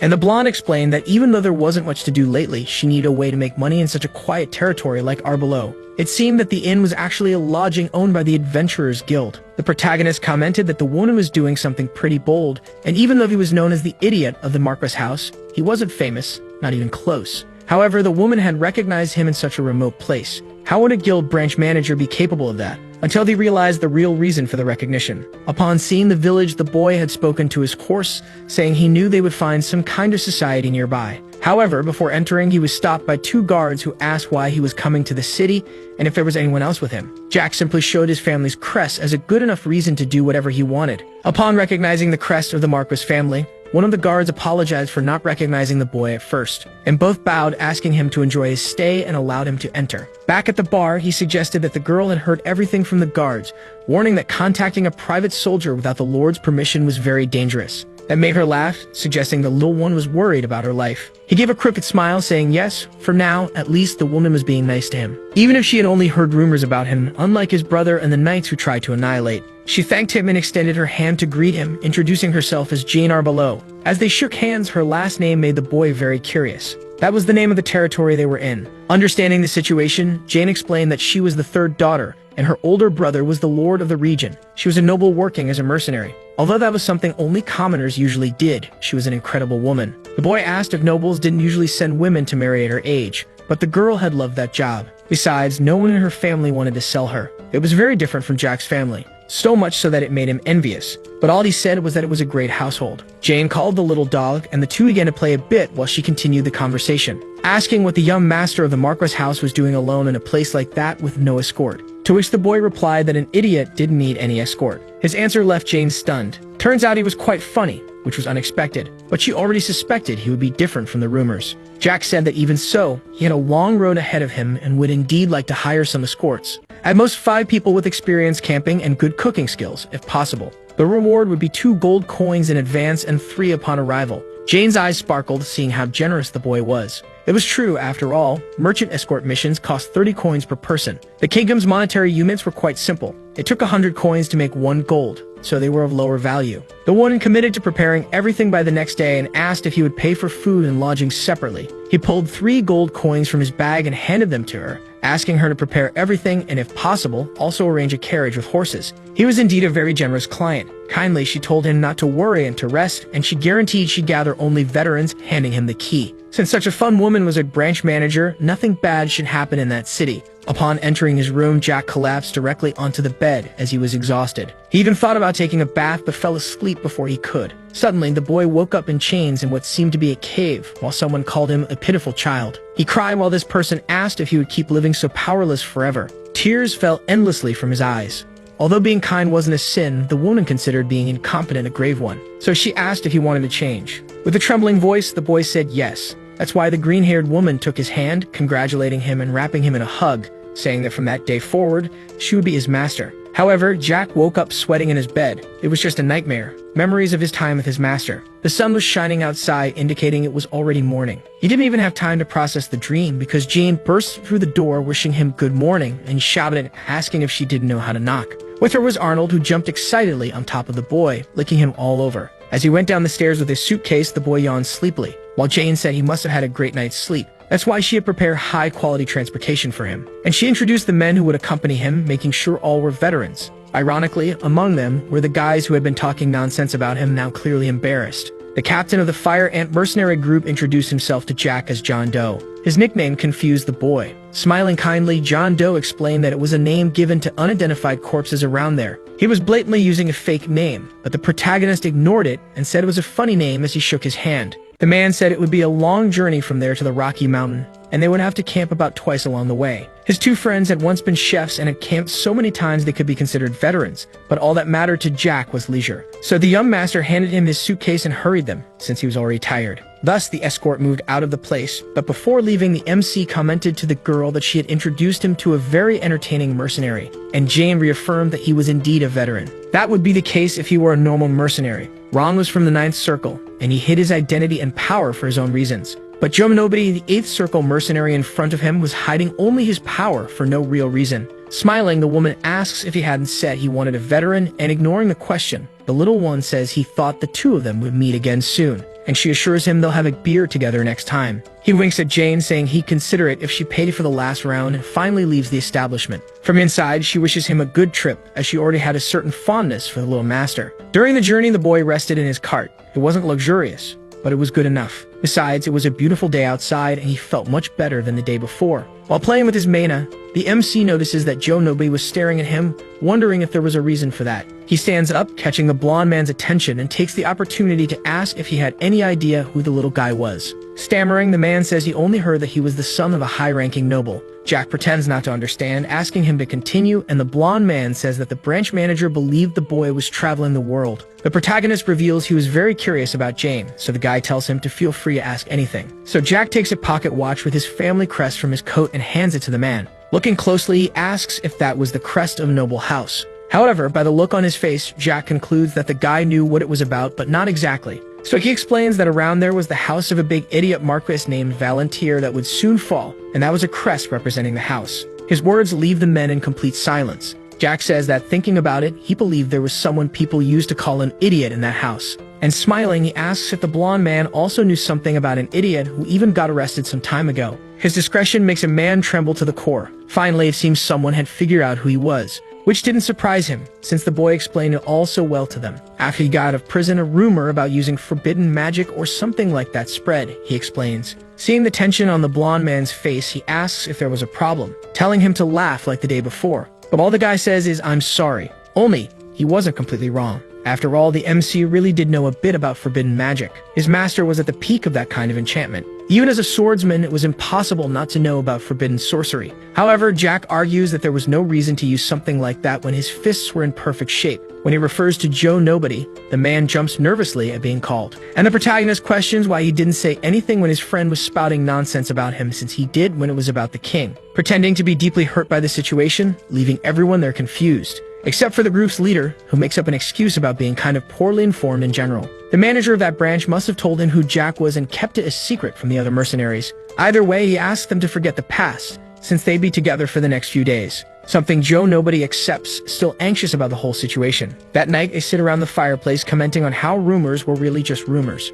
Jack is surprised by this talk, and the blonde man says it's because the boy didn't resemble other nobles who usually hated getting their hands dirty. Meanwhile, the boy was even doing the dishes, which made him quite different. The comment is surprising. The food was spectacular, and the MC had a belly full of the best things possible, and a terrible peace, except for the memory of Ron, who was surely suffering from his absence. Jack explains that this was the payment for a delicious dinner, and he was quite the gourmet. Thinking about it, the guy gets curious about how the guys handled the night watch, and the man explains that they drew lots. Jokingly, he asks if Jack would also like to participate, leaving him sulky, since a little boy like him needed sleep to grow. And he asks if the guy would take responsibility if he didn't grow. So, better to forget it. As they were bored, they decided to start sharing stories, and the MC asks what they should talk about first. When he chooses a topic, he asks how many dragons existed in that world. He doubted the group had ever stopped to think about something like that. The guys recall a founding king, or whatever he was, who had exterminated dragons several centuries ago. It was the legend of the founding kingdom. Stripping away all the nonsense, it could be summed up just like that. Julius Tesla exterminated all the dragons, conquered the western continent, and built his empire in the former state of the current kingdom. However, over time, the empire became a kingdom, having been reduced to a subordinate nation of the Tulkun Empire. Up to that point, it was the story everyone knew. Jack elaborates, stating that there were 2 dragon lords in the Black Sea, a baby dragon in the Imperial House, and 5 in the forest of magical beasts. There are 8 wandering around, at least that I know of. Polymorphic, so just on that continent, there were at least 16 dragons, he explains. They obviously wouldn't believe that whole story. Besides dragons only appearing in legends, no one had ever seen one until now. Thinking about it, the boy laughs, asking if that story wasn't actually funny. And he explains that dragons couldn't mix with human beings after all, a pact that could put their very existence at risk prevented them. Joe Nobody asks if that meant the founding king hadn't actually wiped out all the dragons, which was exactly the case. He hadn't exterminated any dragons, he just wanted an opportunity to negotiate with them. To be precise, the ones who did everything were just 2 nameless supporters, but that wasn't something he intended to share with the escort. Then the man asks what the 2 dragons were doing now, and Jack explains that the continent they knew was not actually the whole world. It was just the western part. On the other side of the sea, things were different. Except for the baby dragon, he says the dragon lords had a single mission, to guard the barrier in the Black Sea. Joe Nobody asks about the barrier, but the little one didn't know the details about it either, except that it was something ancient that separated the continents, and the Dragon Lords had basically inherited the mission to protect it. To be honest, he was also curious about what kind of world the East was. After all that chatter, there was no way around it, and the friends burst into laughter at so much nonsense. The blonde man approaches Jack, saying he was a great storyteller, and must have asked for companions just to have someone to talk to on his journey. The boy smiles, even knowing that no one took him seriously. He already expected that they wouldn't believe him anyway. The young man stands up, stating that it didn't matter whether they believed him or not. Seeing that the boy was heading to the carriage, the mercenary asks if he's already going to sleep. The boy confirms, saying he wanted to take a bath and change clothes first.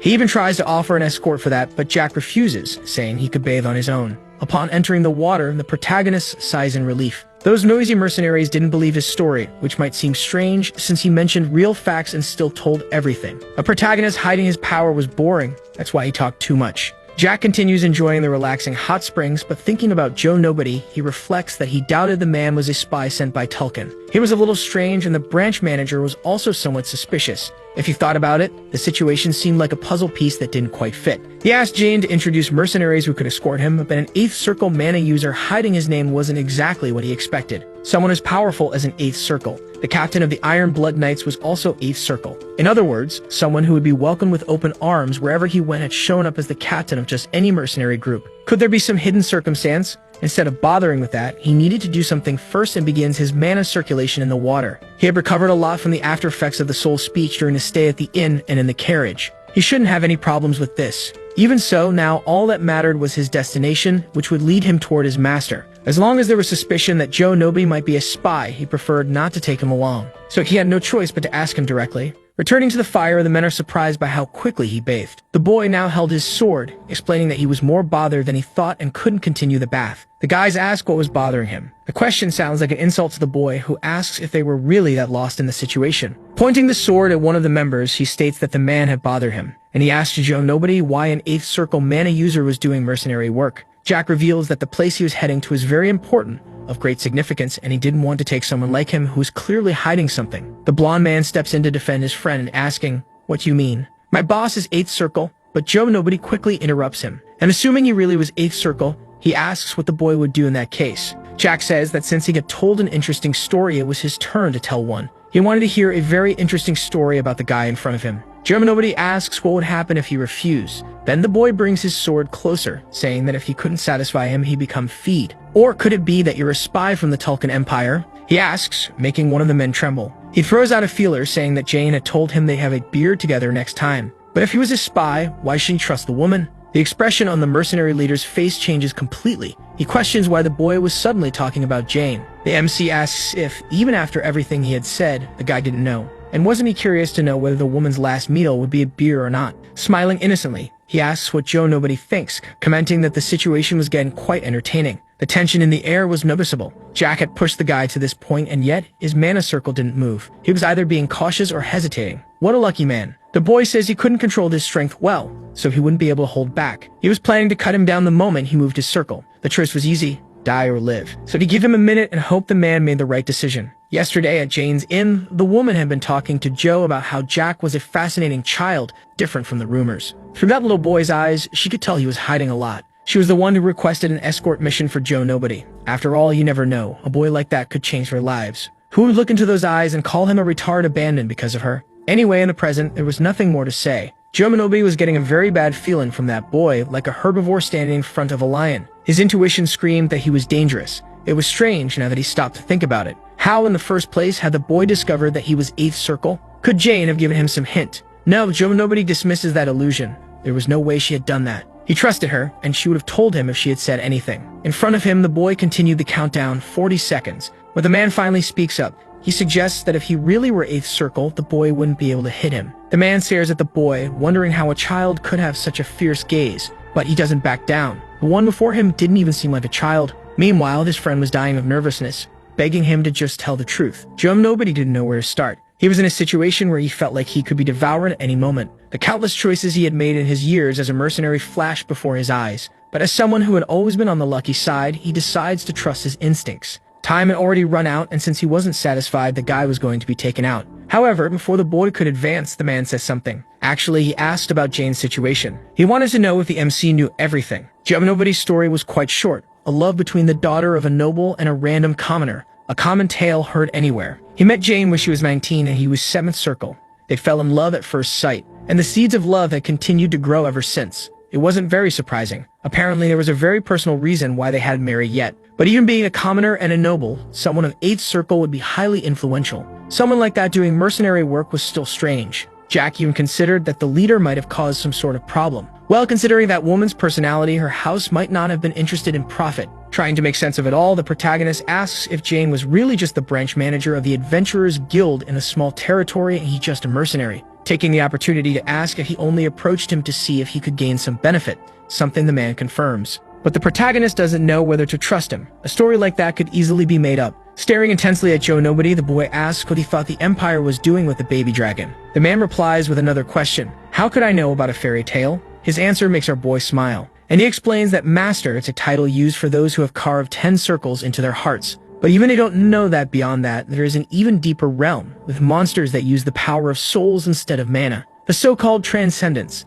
The information shocks everyone in the escort, except their leader. Then the boy continues. In 2 years, Hankis Beckerman, the Knight of the Tulkun Imperial Guard, will be proclaimed the strongest swordsman on the continent. And he explains that he will end up continuing the story of those transcendents who existed only in forgotten history. But, interestingly, that unfortunate man did not become a transcendent through his own strength. It was quite an interesting story, and the man asks the boy to go on. Jack says that the swordsman replaced his blood and half of his bones with those of a dragon. Because of that, he became a being that was neither human nor dragon. The look on Joe Nobody's face said it all. Everyone there was shocked. The idea of someone becoming a hybrid was completely absurd. But the man questions, what does that story have to do with the current situation? And the boy explains that there is only one dragon in the Tulkun Imperial House now. Even though they are nearly immortal beings, few experiments can be done with only one. That's why they sent several capable people to other countries. The first objective was to gather information. The second was to confirm the existence of other dragons. That last part makes the escort leader burst out laughing and say it was pretty amazing for a piece of fiction.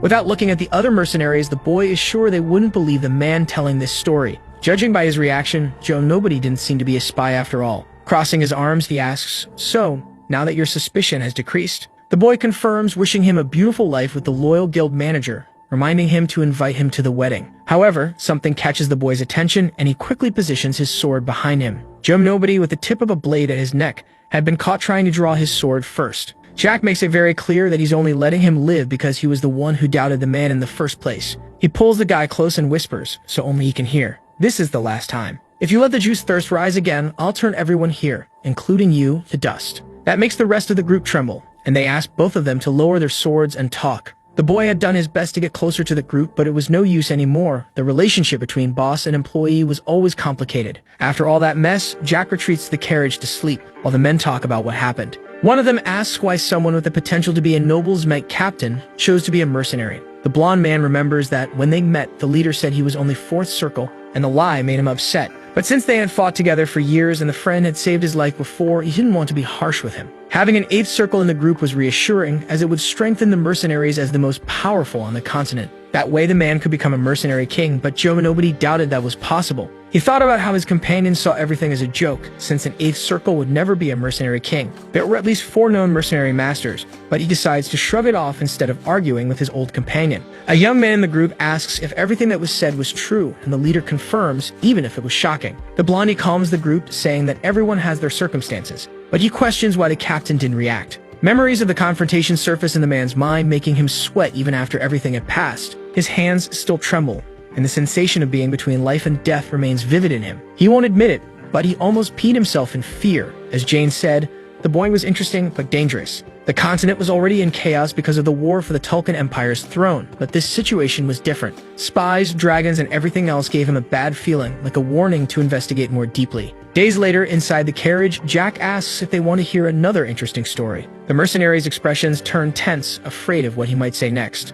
The boy asks how much they know about the Lord of the Forest of Magical Beasts. They explain that they only know the monster is at the 9th circle, but Jack reveals that, in fact, it's at the 10th. This surprises them, but he says everyone will find out in due time. What he wanted to tell was about the past. His words make the man curious, and Jack goes back in time 23 years ago, when there were rumors about the Lord of the Forest and the Harpy Lord. The mercenaries admit they had never heard of that. And Jack explains that orcs and harpies have always fought throughout history. They waged war for any reason, and any mercenary who entered the forest would know that. These 2 races are considered the strongest in the forest, sometimes even its guardians, due to their power. Jack says the Harpy Queen and the Orc King had a relationship, even though it's hard to believe. At first, they were just peaceful neighbors, but when Blackman became the Orc Lord, everything changed. 5 years later, problems arose, and the men get curious about that, making the boy smile. Continuing, when the romance between Blackman and the Harpy Lord was discovered, there was revolt among their races. Jack explains that humans, harpies, and orcs are different only by race, but all desire power,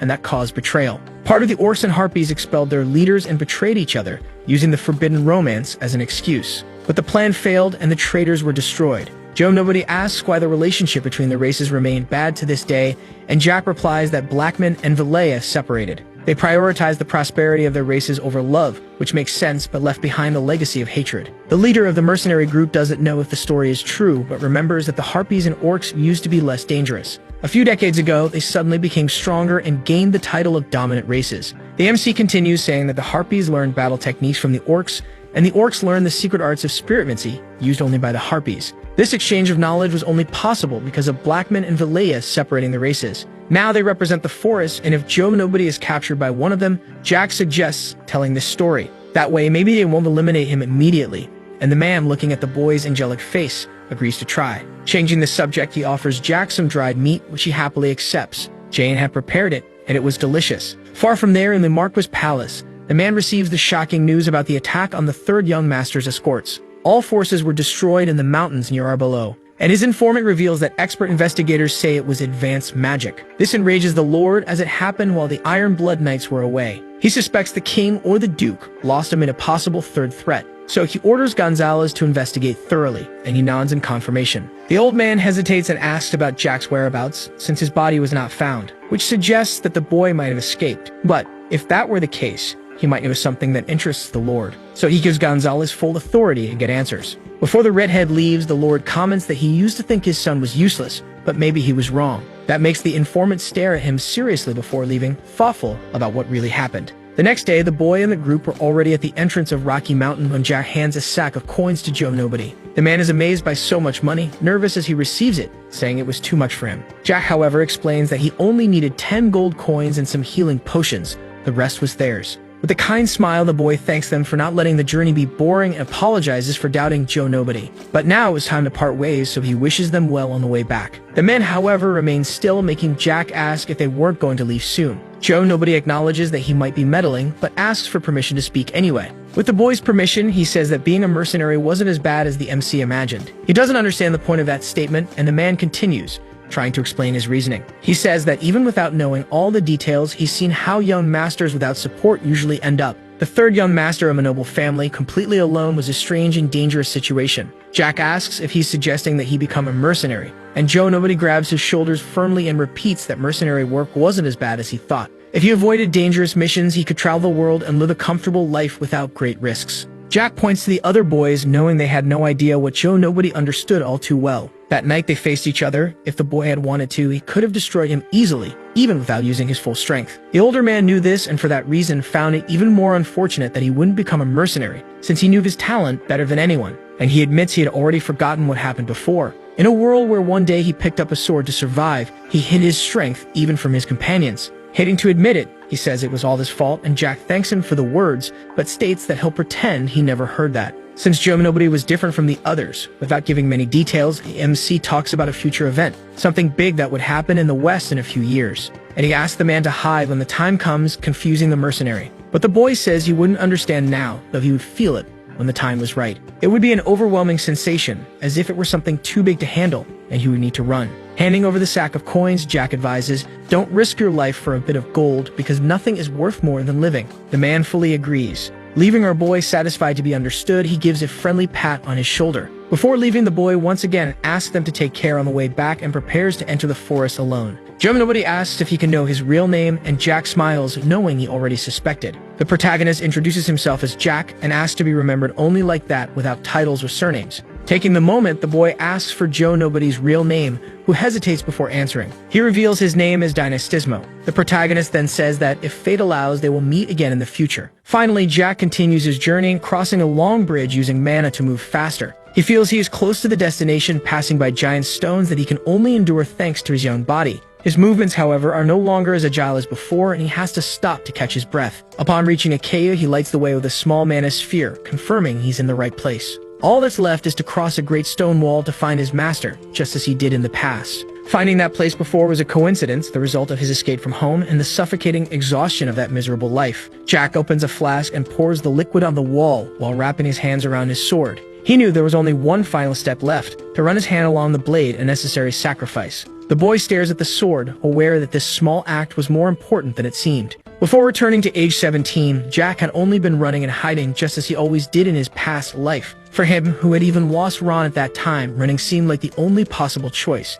His trembling hands could barely complete the small necessary sacrifice, and he cried like a child. For someone like him, opening the stone cave had been nothing short of a miracle. Now he found himself in the same position as before, but this time things would be different. As he crossed the doors, the boy showed confidence in his steps, knowing the place well. He descended a staircase lit by a small lamp, though he felt a growing nervousness. It was understandable, since more than a decade had passed since his last visit to the place. At the bottom of the stairs, he fell at his knees upon seeing the sight that awaited him. There was his master, chained as before, with wide eyes upon hearing the boy's call. Jack wondered whether forms of life could truly become immortal someday. Not just the powerful, but anyone who wished to live forever. Monsters and emperors all would eventually die. This was an unchanging universal law. The same truth seemed to apply to the person before him, despite her unique abilities. His master from the past had lived at least 400 years using a body-soul separation technique. However, there was a magic that kept a connection between them. But even that extraordinary magic was now reaching its natural limit. He had met her when he was 10 years old, but the current situation was different. This time, he would have no more than 13 years to spend with his dear master. The woman in the form of a chain doll asks if the boy truly called her master, leaving him emotional. He had longed to hear that voice for so long, feeling a wave of overwhelming nostalgia. She shows curiosity about the boy's identity, asking if she should try to guess. The doll asks if this was some kind of joke to the boy. She wanted to know who the boy was, and he would not get a third chance to introduce himself. Laughing, he comments that her temper seems to have gotten much worse over the years, and says he missed her a lot all this time, provoking even more confusion in the woman. She finds it interesting to have a disciple she doesn't even know, asking if he knows who she is. The boy nods affirmatively. After all, how could he forget someone so important? The time they spent together was extremely valuable to him, more than just a dream. Even if it was something only he remembered, those memories were real in his heart. Then he introduces himself as the hero who ended the age of glory and began the age of humans, informing Valentine Milos, the great sorceress, that he was her disciple from the future, causing total bewilderment in the woman. What do you mean from the future? She hated storytellers and their inventions, asking if he already knew the reason. The boy knew it perfectly, stating that it was because stories always distort the truth with subjectivity. Annoyed, she says she should call him boy with the potential to be a storyteller, and asks what someone like her would say in such an absurd situation, challenging his claims. The atmosphere grows tense, but the only thing that comes to the boy's mind is a simple yet lost. That was probably exactly what she would say, recognizing his talent for imitating her. She jokes that the boy has a talent for storytelling and could make a career out of it, which offends him a bit as he calls her master. The woman quickly corrects him. She is no one's master. Her response only confirms she never changed. She was the same person as before. Realizing that words aren't enough, the boy gets up, determined to act differently. In a swift motion, he points his sword directly at the chain woman. He apologizes for his insolence, but he knew it was necessary. With the sword pointed at her, the woman realizes that Jack can use soul aura. He says he may be being disrespectful, but he will humbly accept any punishment after doing what must be done. This makes her nervous, and she warns him that if he breaks her chains, the entire place will collapse. Jack knew that, indeed, that was exactly why he intended to break them without hesitation. He advances toward the woman, the one who had taught Julius Teslin, the so-called hero. Julius had made a promise to his master that he would return for her, but he never fulfilled it. It took 50 years for the woman to finally understand that she had been abandoned by that coward. Jack acts quickly, destroying all the dragon bone chains that held her. Valentine screams when she realizes she's about to fall to the ground, but is caught by the protagonist, who assures her that he's completely different from that scoundrel Julius. Because he doesn't just talk, he acts accordingly. She holds back her tears as she remembers the past, but the moment is interrupted by the collapse. The ceiling begins to cave in due to the shockwave, and Jack tells her to hold on tight. He knew that Earth could be manipulated, so he activates 4 techniques simultaneously: Mountain of Wind, Forest, Fire, and Mountain. While holding the woman in his arms, he unleashes a blast of mana capable of blowing up entire mountains. Faced with such power, his master asks again who he really is, impressed. Jack insists that he's just her disciple because that's all that matters, not his origin or age. She is surprised that someone so young can master soul energy so well, and the MC jokes that he's a disciple from the future, and informs her that they would spend the next 13 years traveling together. The woman brings her face closer to his, trying to discern whether he's lying or not. This time, she seems to soften a little and slowly asks if the boy really came from the future. Jack explains that it was more a regression in time than a proper journey. It seemed like he was telling the truth. When he realizes that she finally believes him, the boy collapses to the ground before he can celebrate. The master warns that forced relationships never work, but he has his answer ready, arguing that if he hadn't acted like that, they would never have any kind of connection or relationship. But she didn't consider something like that a relationship. Valentine acknowledges that he's pretty good at arguing for someone in so much pain, and he asks who she thinks he inherited all that stubbornness from. Taking the moment, he formally introduces himself as Jack, her future disciple, and states that he will submit to her guidance in this life as well. 5 days later, in the territory of Invincible, Jack was questioning how his master had remained silent all this time. He wanted to know if she was still organizing her thoughts or if she had simply chosen not to speak. At first, she had said she thought he was a descendant of House Teslin, but that was impossible. No one his age should be able to use soul aura. She begins to talk about the nature of soul power, but stops in the middle of the sentence, as if waiting for him to finish it. Jack knew that if he answered wrong, he would be punished, just like in his previous life. He explains that it was a power only a few selected among the mana masters could use. The master confirms this, but highlights that the energy accumulated in his soul was abnormal. That makes him smile. Even though he wanted to talk about his past life, Valentine's silence got in the way. She observes that his hands carried more dark energy than hers, which surprises even Jack. Then she asks if he ever wondered why he received such a rare opportunity as time regression. He had spent 5 days trying to guess what she was thinking, but in truth, she only wanted to understand the regression. Memories from his past life surface, nights destroying entire villages without compassion. Jack admits he had thought about it, but honestly, had no idea why he was granted such grace. Seeing her serious expression, he asks her not to make that face. He explains further. The regression wasn't by his own will, so if someone granted it to him, there must have been a clear purpose. If that were the case, this person would show up one day. If not, he would simply continue with his life. The time he now spent with her was the most important thing, regardless of any mystery. The master comments that at least his words were beautiful, and then asks what his plans are. Jack replies that he wants to find a companion. He needed someone he could trust. The night he rescued Valentine, he had fallen seriously ill. He had to secretly drink 2 high-level potions and even then was on the brink of death for several days. His body needed someone to protect him, to be his arms and legs when necessary. But for now, he would simply go shopping with a girl. He also needed a new sword. But then both of them were bumped into by a girl shouting for passage, who ended up dropping the flowers from her basket. She apologized, explaining she was in a hurry. Jack replied that they also weren't paying attention and asked if she was okay. That's when he realized he had just said he wanted someone by his side, and here was a possible candidate. While the young lady was collecting the flowers on her own, he inquired whether she would be willing to become his wife. The unexpected proposal left her visibly taken aback.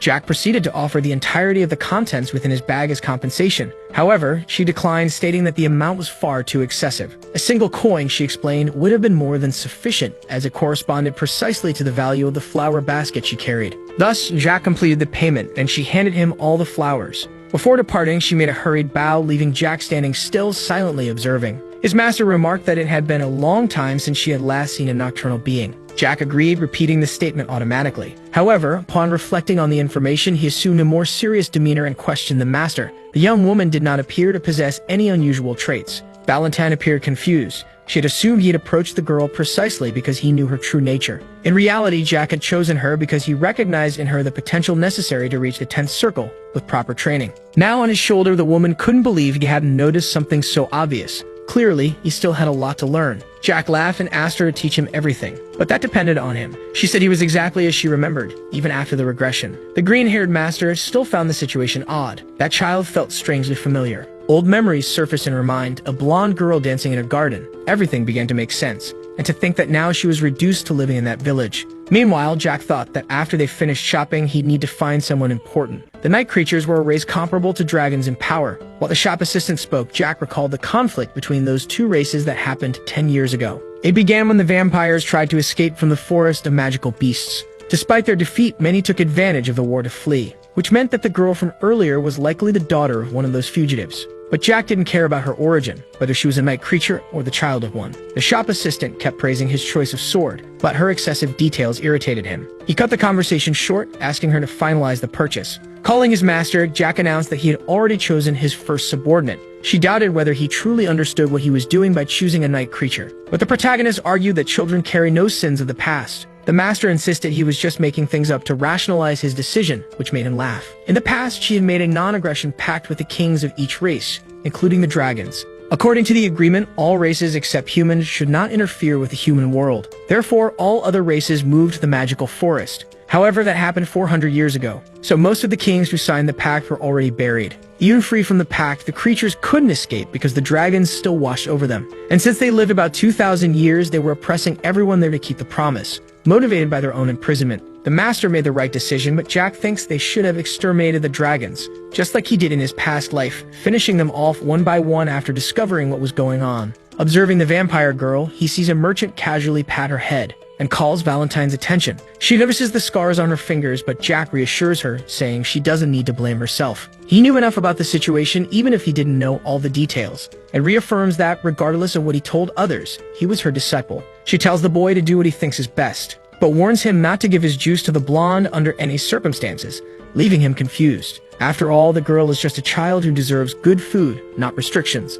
Later, the girl still blushes, remembering how Jack spoke kindly to her. She carries a cup of orc juice for her sick mother, following family rules. Her mother always warned her never to drink human juice, more specifically, the one provided by her uncle. In fact, she wondered if he would visit them that day, announcing her arrival at home. As she hears nothing, She continues walking toward her mother's room, asking if she was asleep. The woman recognizes the little girl with a weak voice and warns that they had a visitor, but she sees no one until she notices Jack there. Nervous, she spills a little of the juice. Meanwhile, Valentine orders the woman lying down to show her face, and so she does, revealing her pale blue eyes. "It's been a long time," whispers the sorceress as the woman recognizes her in shock. She wanted to know what she was doing in such a rotten place and in such a deplorable state. After all, she was Vivienne de Royale, the noble vampire progenitor. Outside the apartment, the little blonde plays distractedly with birds while Jack watches her bored, but he stays alert to the women talking inside the house, hoping for the best. Vivienne asks who that woman by her side is, suggesting she could be a vampire hunter. Valentine is surprised to realize the vampire didn't recognize her immediately, so she introduces herself as Valentine Milos, a name that makes Vivienne shudder all over, and confirms that she was the one who confined the vampires in the forest of magical beasts, her mortal enemy. Her trembling voice reveals her fear, but she tries to stay firm before her old foe. However, a harsh cough interrupts her speech. Valentine explains she is under a curse and can now only live as a human one night per month. Without mincing words, she questions again why a vampire progenitor is in such a deplorable state. Noticing that Vivienne hasn't drunk her red juice in ages, she demands an explanation about her condition. The vampire asks back if Valentine is feeling sorry for her, which seems ironic, and says that, in the past, the mage was so great and powerful that she would never dare come near her. It's not like she held a grudge over what happened in the forest or anything like that, since, if it weren't for the woman, it might have been wiped out by the enraged humans. Therefore, she would answer the question. Vivienne explains that there were 5 tyrants and 2 lords controlling the vampires in the forest. They tried to escape during the war, as her daughter was far too young for that hell, and she painfully remembers the dragon who spared them, offering exile in the village because she was too pitiful. The word echoes in Valentine's mind. Vivienne explains that the condition was to live there drinking only pig and cow juice, and in return, the dragon would spare her daughter. It was something miserable for her royal bloodline, and the sorceress makes a point to comment on it. Meanwhile, outside, Charlotte asks when Jack will leave, impatient. She explains that her uncle is coming and he didn't like having visitors there. But the MC doesn't care and says it was very important for him to learn more about her uncle. The girl gets scared by the boy's sudden eagerness to meet her uncle. When she suggests that he approached her just to rob her rich relative, Jack is slightly offended. "It's boring to wait," he says, asking her to just talk about the mysterious uncle. And the blonde thinks about what she could say besides the fact that the man is loaded with money. Charlotte explains that he gave them the house and brings food every 3 days. She was probably referring to the animal juice when she mentioned food. Before Jack can explain the reasons for his curiosity, a voice echoes. The uncle had finally arrived. The gray-haired man asks about the new friend, suspicious of the boy's presence, and comments that he had never seen that boy before. Charlotte gets excited about the man's arrival, even though the tension was clear. Observing him, the MC celebrates the presence of the famous uncle, the little blonde, who attests that his appearance suggested the boy was from some noble house. Jack watches expressionless. There stood the dragon in disguise just as he suspected. While the newcomer insists on questioning him, he realizes there was another guest inside the house. And in the room, Vivienne asks the doll to call for her Charlotte. Outside, the tension between Jack and the mysterious man was palpable until his master intervenes telepathically. He responds, informing her of the man's presence, and the woman asks him to bring the child and the man upstairs with him. The stranger questions why Jack was muttering there, to which the boy replies that he only obeys his master. Opening the door and calling everyone, Jack knows the man came to observe his toys in their final moments. Inside the room, the mother tries to speak to Charlotte, but her face shows despair upon seeing the visitor. The man asks why she looks like she's seeing a ghost, stating that he won't interfere in her final moment with her own daughter.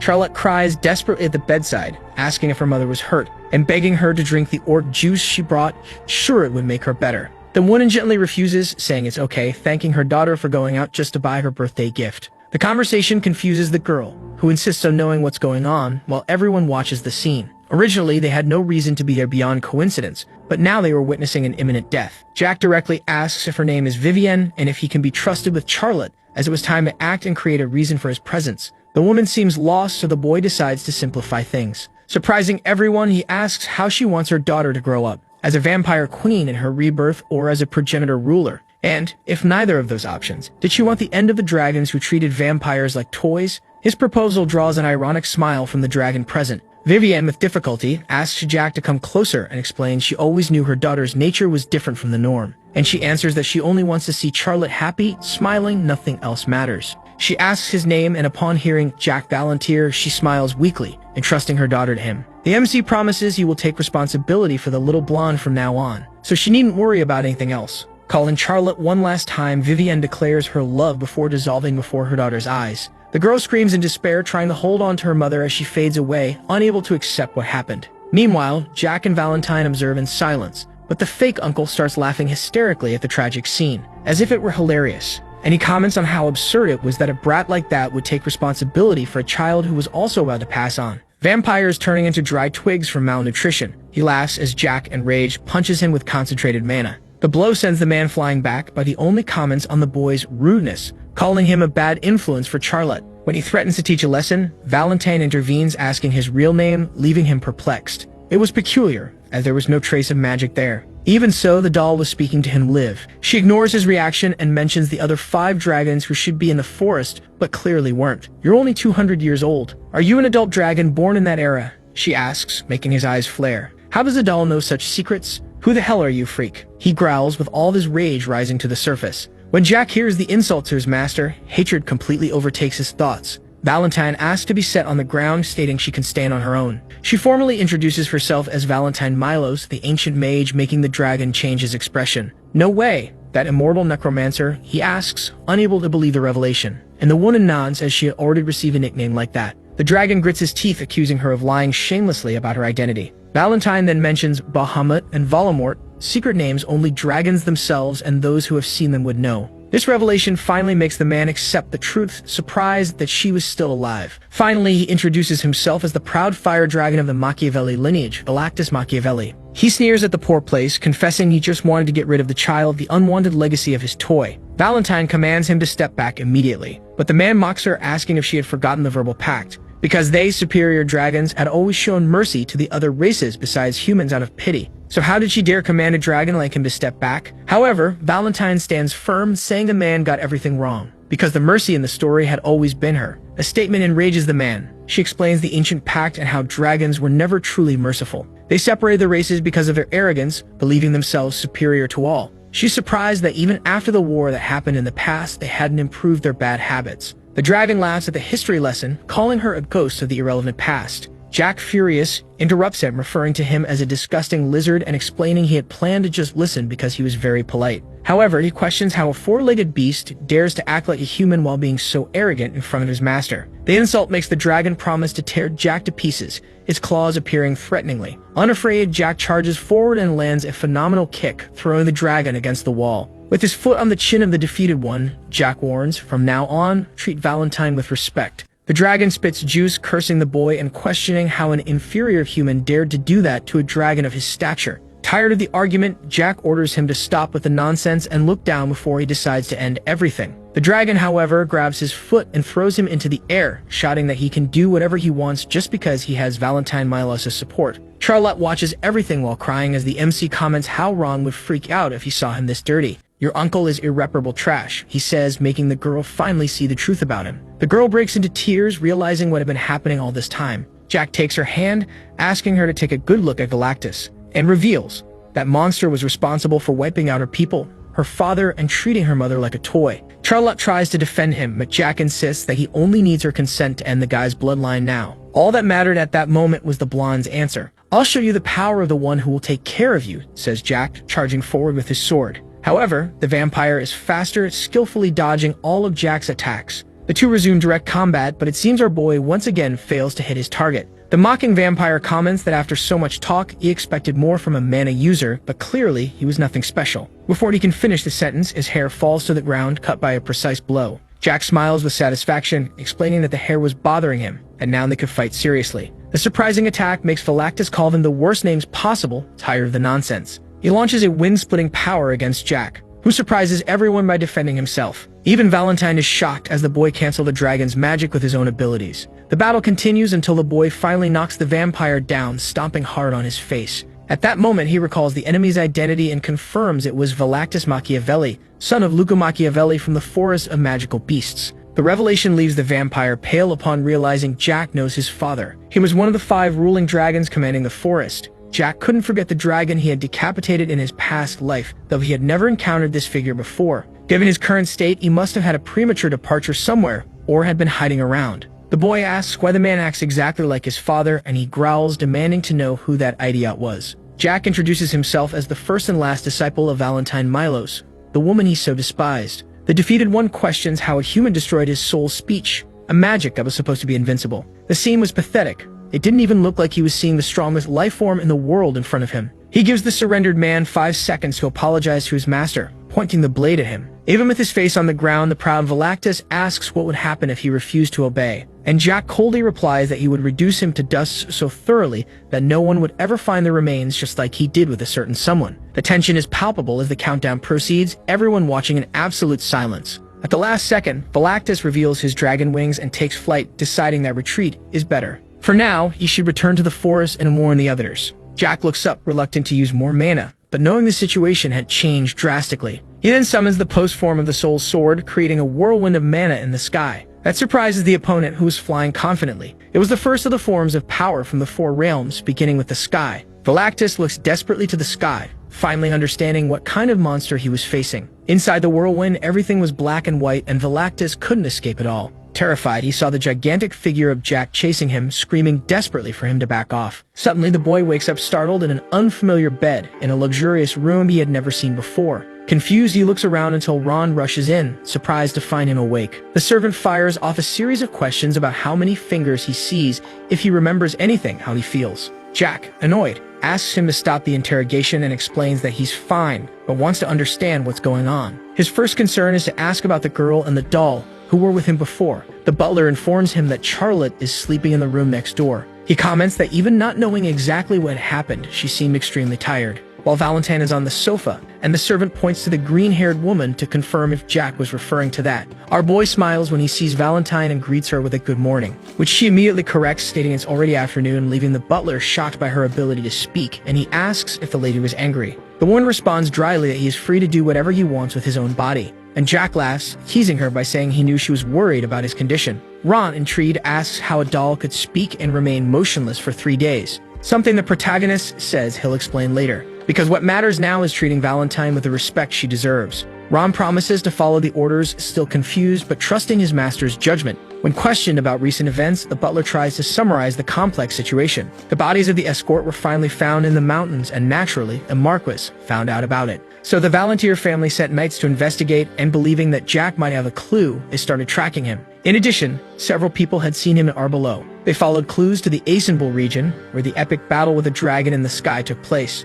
That's when they found the MC unconscious. They didn't know exactly what happened, but he was already in critical condition, so they took him to the temple for treatment. Ron learned that the boy drank 3 high-level potions alone. It tasted like strawberry. The boy comments, laughing at the coincidence with his favorite flavor. Changing the subject, Jack questions what the servant was doing there instead of taking care of Elizabeth as he had promised. The butler is embarrassed to explain that Elizabeth wanted to come, but the Marquis stopped her. In her place, they sent Ron and an investigation squad with the Marquis' own support. The revelation surprises Jack. Apparently, his father was even dumber than he thought. The atmosphere grows tense when the red-haired informant of the Marquis enters the room without warning. "What do you want?" Jack asks immediately, while the spy is surprised to see him awake. Gonzalez introduces himself as the vice-captain of the Iron Blood Knights in charge of the investigation. With disdain, he questions whether Jack understands that adopting a commoner as a companion is not appropriate for a Marquis. He criticizes the boy's abilities, saying he should at least maintain the dignity of his position. Before anyone can defend Jack, the boy asks for silence and lets the redhead speak. Then Gonzalez says he will ask a few questions.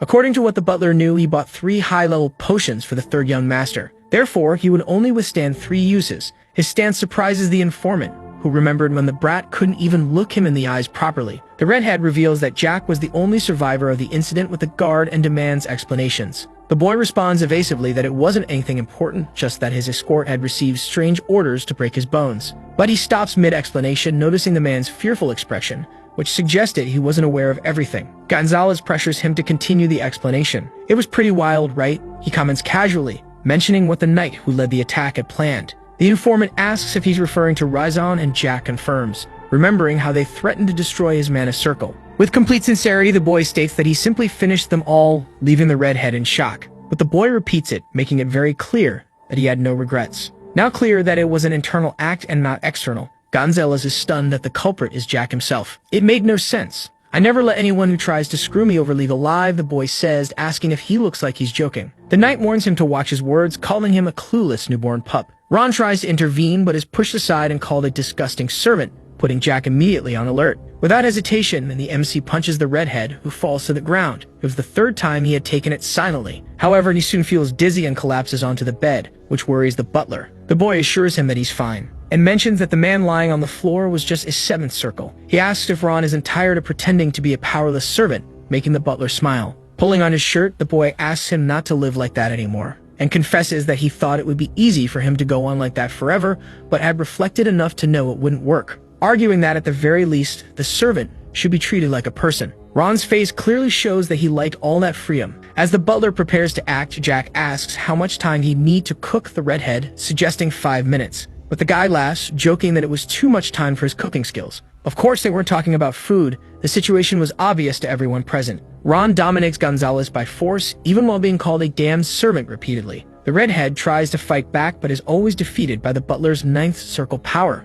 Outside, the guards wonder how a simple servant could cause so much violence. Jack watches the fight with indifference, trying to remember where he had seen those movements before. Even being ninth circle, Ron's fundamentals were magical, not martial, though his physique was average. Gonzalez, a seventh circle knight, should have won in hand-to-hand combat, but was easily overpowered. Even if he were a spy from the Tulkan Empire, Jack would never be able to win in a fight against the butler. Desperate, the informant grabs one of the guards' swords in an attempt to strike his opponent. But before he could attack, Ron knees the redhead in the nose, utterly humiliating him. Our boy watched with satisfaction. His servant had endured disrespect for years and was now breaking free. Looking at his fallen enemy, Ron turns when called by the protagonist. "Why is it taking so long to cook a single ingredient?" Jack teased, smiling. However, behind him, Gonzalez is getting up, ready to charge at him. But Ron is faster and lands the final blow on the redhead, sending him flying. "Needs more training," Jack mocks. Meanwhile, the guards are scolded for just standing and watching. Now alone, the boy grabs the redhead's head, saying it was time for a little chat. He offers a deal,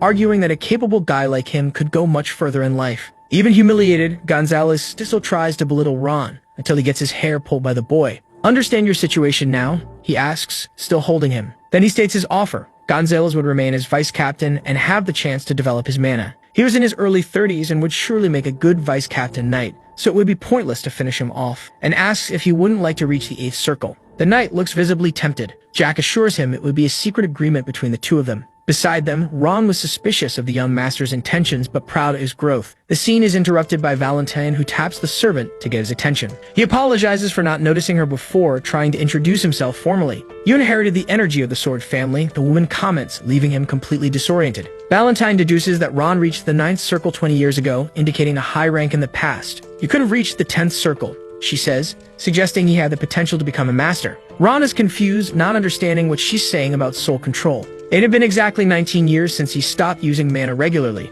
and only used mana recently to follow Jack because he had no other choice. The butler reflects that he feels no shame, even being disrespected. He chose to serve freely. Valentine asks how he could be satisfied serving that child for the rest of his life. She wondered where so much talent came from, but the answer was obvious. It was someone a member of the Sword family was risking his life to protect, so she asks if he already knows the truth about the child. But he only knows what Jack himself told him, maintaining respect for the past that hadn't been shared. Ron smiles, imagining Jack reacting with a "what the hell is Sword family?" if he heard that whole conversation. Returning to the redhead, the MC threatens to tear his mouth in a normal situation, but would let it go this time, and once again offers him the position of vice captain. Seeing the hesitation, he comments that he expects nothing from him, observing his desperate movements. "You're tired of getting beat up, right? Better stay quiet," Jack warns, sitting on the guy's chest. With surgical precision, he locates the 7 mana circles around the redhead's heart. He hoped the man wouldn't think too badly of him for what he was about to do. When Gonzalez moves, he gets pulled by the boy, who explains that if he wanted to finish the man off, he would have done it already. Mana surrounds the circles, rearranging them in excruciating pain. Upon opening his eyes, Gonzalez discovers he now has 8 circles. "It'll hurt for 3 to 5 months, the boy informs, leaving everyone shocked by his power.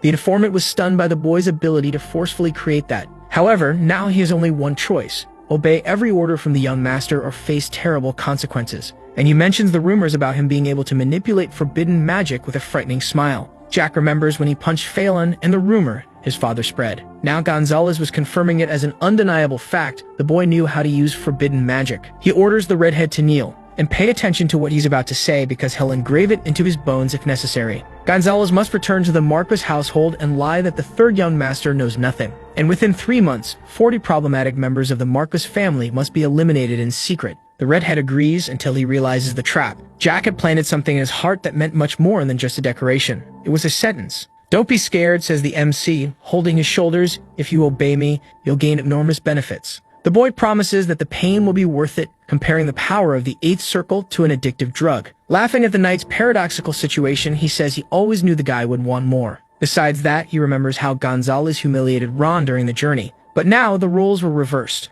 and Jack declares that the redhead will be the butler's new servant. And the guy just mutters in acceptance, head lowered. With the deal done, the protagonist kicks Gonzalez out of the room, satisfied to have a new subordinate. He hoped chick number 2 would be more obedient than the first. Turning to Ron, he asks if he finished his conversation with Valentine, receiving confirmation. Starving, Jack wants to eat, but is questioned about going out in those old clothes. The mage, always prepared, had already set aside a clean outfit, showing his usual care. Ready to leave, they are interrupted by Charlotte, who hugs the boy with a trembling voice full of concern. "I thought you'd never wake up," she says as he returns the hug, moved. He orders that their favorite dishes be prepared to share with the vampire girl. He's surprised by how strong the blonde is even without ever drinking real juice. Outside, the orange sky lights their walk as Jack apologizes for destroying her home. However, Charlotte explains that even if it were intact, without her mother, the apartment wouldn't be a home. Jack gently holds the girl, revealing that he also lost his mother when he was very young. Charlotte is surprised to hear that even so, he found happiness with his butler and master.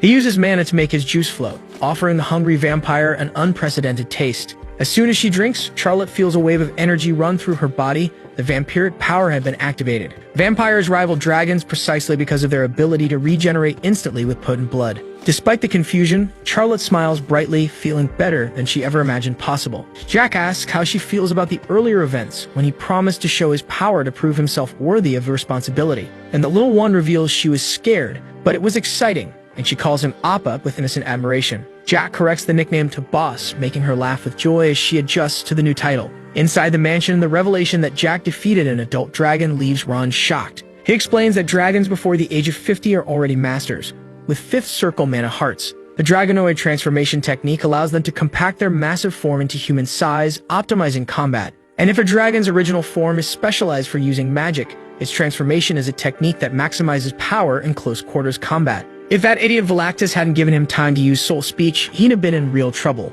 Ron insists that Jack eat vegetables, reminding him he's still a growing child. But that doesn't matter, and the MC resumes the conversation, calling the dragon an inexperienced fool. After all, the human was merely 2nd circle and still caused all that damage. Jack notices how strange the conversation is. Normally, killing dragons would be unthinkable. The fire ant mercenaries would die of shock if they knew what he'd done. The butler turns red when he realizes the young master deduced his knowledge about dragons, because he thought he knew absolutely everything. However, the boy reminds him that he only shared that the man would have a premature passing, showing how he connected the dots. Ron reflects that there were many secrets his master did not know, and they would remain that way. He was never one to be interested in long stories, despite his cautious nature in past lives. Even when they fled together from the Marquess house, the butler kept his secrets tightly guarded. Everyone has the right to their mysteries, thinks Jack, but he needed to confirm a crucial suspicion. Looking into the butler's eyes, he directly asks about ties to the Tulkun Empire. The confusion on Ron's face is genuine, and he denies any connection to that nation. Jack's relief is palpable, as that concern had weighed on his shoulders for a long time. His calm smile conveys the desire not to burden his loyal companion. Despite the post-battle exhaustion, it was time to form a new mana circle. The use of soul energy always drains him, requiring sturdier circles to cushion the impact. Valentine interrupts the boy's thoughts, surprised that he used the Dark Bond, a forbidden magic only the two of them knew, for she had created it herself. In times of war, that technique bound promises to the very existence of the target. So if broken, it wouldn't just affect their circles, but their entire bodies. The mistress asks what Jack intended by engraving something to Gonzalez's heart, and he reveals that he engraved in the redhead a guarantee to protect Elizabeth and Ron. Ron becomes emotional, understanding how much his young master values his survival. The scene is interrupted by Charlotte, who enters the room with tears in her eyes, crying after being treated like a doll by the maids. Jack invites her to dinner, though she refuses, still not used to so much food. Then he asks the butler if it would be possible for Charlotte to attend the academy with the group. Ron hesitates, doubting his ability to arrange such a feat, for he was merely a servant. But the boy argues that he was a very competent servant. Since his praise had no effect, he says that apparently he would have to handle it alone. But he is scolded by the man as he shouldn't resort to blackmail, and he retorts saying he wasn't a criminal to do that. Charlotte's eyes shine upon hearing about the school, a dream that once felt distant, and he confirms that she would go for children should play with other children. The blonde's talent was too great to be ignored. Her age would be an obstacle, as the girl was only 11 and the academy accepted students from 14 years onward. But Gonzalez could help with that with a simple letter of recommendation, so he assures her there's nothing to worry about. A few days later, the group finally arrives at the academy and Ron bids farewell to the boy, handing over his luggage and asking him to take care. He even suggests the boy send a letter if he ever needs anything else, showing concern even in parting. Jack then asks a favor, wanting to leave all matters regarding the Marcos house entirely under his responsibility. He wanted to be sure the servant understood the boy wished to focus completely on his studies at the academy, free of outside distractions. Ron confirms the request, and Jack comments that Gonzalez wasn't as clever as expected, revealing contempt for the redhead. He considers the man merely a disposable pawn, someone to be used and discarded without remorse. The MC also mentions he had given the redhead a specific order, something he wanted the servant to help carry out. The mission involved cutting off hands and legs, but he clarifies he wasn't referring to someone's physical limbs. In truth, his targets were the officials of the Marcos house and the members of Count Mantis' family, a meticulous and cruel plan. With that, Miss Elizabeth's position would become even more complicated, for she was kind and pure. Jack didn't want her to become like the protagonist, but believed that the fall of that house could be the trigger for a change. He then asked Ron to take good care of her, showing a side that was both protective and calculating. The man seems proud to hear his master's words, commenting that he had changed quite a bit since recent events, something Jack agrees with. Upon entering the academy, the doll comments that he had a good monster inside him, but could be called a good person. The MC takes the opportunity to compliment the doll, saying she too is a good person, despite her stubbornness. The woman, however, rejects the comment, calling it empty and meaningless, maintaining her firm stance. When Charlotte sees the academy building, she comments that it was her first time in a place like that, showing admiration. Jack asks her to observe everything calmly, as she would be attending that place from now on, making her radiant. An academy staff member then approaches, asking if he was from Valenti, and the blonde's response is almost automatic. She runs to hug the boy, while he wonders if the woman wanted something specific with that approach. The staff member asks for permission, informing that the headmaster was waiting for him in his office, revealing a certain urgency. The man comments that the boy was well known there, mentioning his dark and striking past. The bloodied son of a noble family found amidst destroyed buildings was still a recurring topic. Even though some time had passed, the story still echoed, especially before the father of the current Duke Assemble. The former Duke, Rommel Einhard Assemble, still kept that place exactly as it was in his past life. A flashback invades the protagonist's mind, remembering that room and a conversation about an important test. He questioned if that was really all he had to do, complaining about the classes he would miss because of it. The old headmaster, however, assured him that as long as his name was on the official ranking, he would not be expelled. Jack's heavy eyes showed his disappointment, knowing that his older brother and father conspired against him. He was sure they would try to kill him before he reached adulthood, a cruel reality that the headmaster confirmed. The man had seen many children in the same situation, but could only offer a private room as help. Trembling, the boy wondered how he should live from then on, feeling the weight of loneliness and betrayal. The headmaster then pats his head, concluding that it was up to him alone to decide his own path from that point forward. Now in the current life, the boy is more confident and smiles, proposing a bet to the headmaster, something that surprises him. He explains that he was once in the man's debt, and that this was the time to settle it. All he asked in return was a small favor, something that could change the course of things once again. Hearing that, Rommel comments that the boy had changed a lot since he first found him, covered in wounds and barely able to speak. To the headmaster, it might have been only a month, but to Jack, it was 20 years, enough time for landscapes and people to transform. Interested in the proposal, the old man asks exactly how he would save his life, since, if he was right, the kingdom would fall within a month in the war against the Empire. The kingdom of Tesla may have fought bravely, but the Empire had 30 masters, many of them hybrids with dragon blood and bones implanted. In addition, Tulkin had over 1,000 Manning users above the 7th circle, while Teslan barely had 2 masters and fewer than 100 high-level warriors. With such a brutal difference, 1 month was more than enough. In fact, 3 days would suffice if the protagonist were a Tulkin commander. The only reason Teslan had resisted so long was Headmaster Rommel and his army of battle mages, around 700 soldiers trained by him. Without the accident, or rather the betrayal, of his most trusted advisor, the kingdom could have lasted another 2 months. Upon mentioning the traitor's name, the headmaster's eyes widen and he scolds Jack for addressing an instructor by name, but the boy remains unfazed. He calmly explains that Brutus Marcos was a Tulkin spy, current vice instructor of the swordsmanship department, 6th circle knight, and vassal Assemble. Rommel retorts, saying that was slander and that Jack would regret not listening, but the boy merely smiles. In a few years, when he stabs you in the back, you'll think, I should have listened to that boy, the MC taunts, igniting the old man's patience. The headmaster, furious, advises him not to do anything he can't take responsibility for, preferring to pretend the conversation never happened. In the end, he releases the boy, pulling out a pocket watch with a crest and affirming he would not repeat his words. Seriously, he asks him to summon Brutus to his office, and so the boy does. Inside the room, the man faces them, starting with compliments on the protagonist's good work, but informing him there was no longer a need to send reports to the Empire. The man's expression is priceless. He freezes, asking what the teenager is talking about, but Jack just laughs. Out of patience, the boy says the man wasn't diff, just kind of dumb, asking him to make things easier and admit it already. Realizing he had been discovered, Brutus tries to defend himself, suggesting Jack suffered psychological trauma and warning of the consequences of the accusation. But the boy, short-tempered, already loses his patience, and before the spy can finish his speech, Jack throws the watch in his face and declares that he talks too much for a traitor. That takes the man by surprise, but the protagonist remains impassive, not fully understanding the situation unfolding before him. Bernardo asks his superior for explanations, but before he can get any answer, Jack lunges with a precise strike to the man's chest. The boy immediately regrets the attack, but it's already too late, and he charges again, questioning what the MC thought he was doing. Agile, the boy easily dodges the counterattack, leaving the instructor even more surprised by the unexpected skill of the child. At that moment, Jack is able to perceive the sixth circle mana protecting the man's body, but he knows that even the strongest have their weaknesses. Taking advantage of that, he delivers 2 brutal blows to the opponent's stomach, throwing him far with excessive force.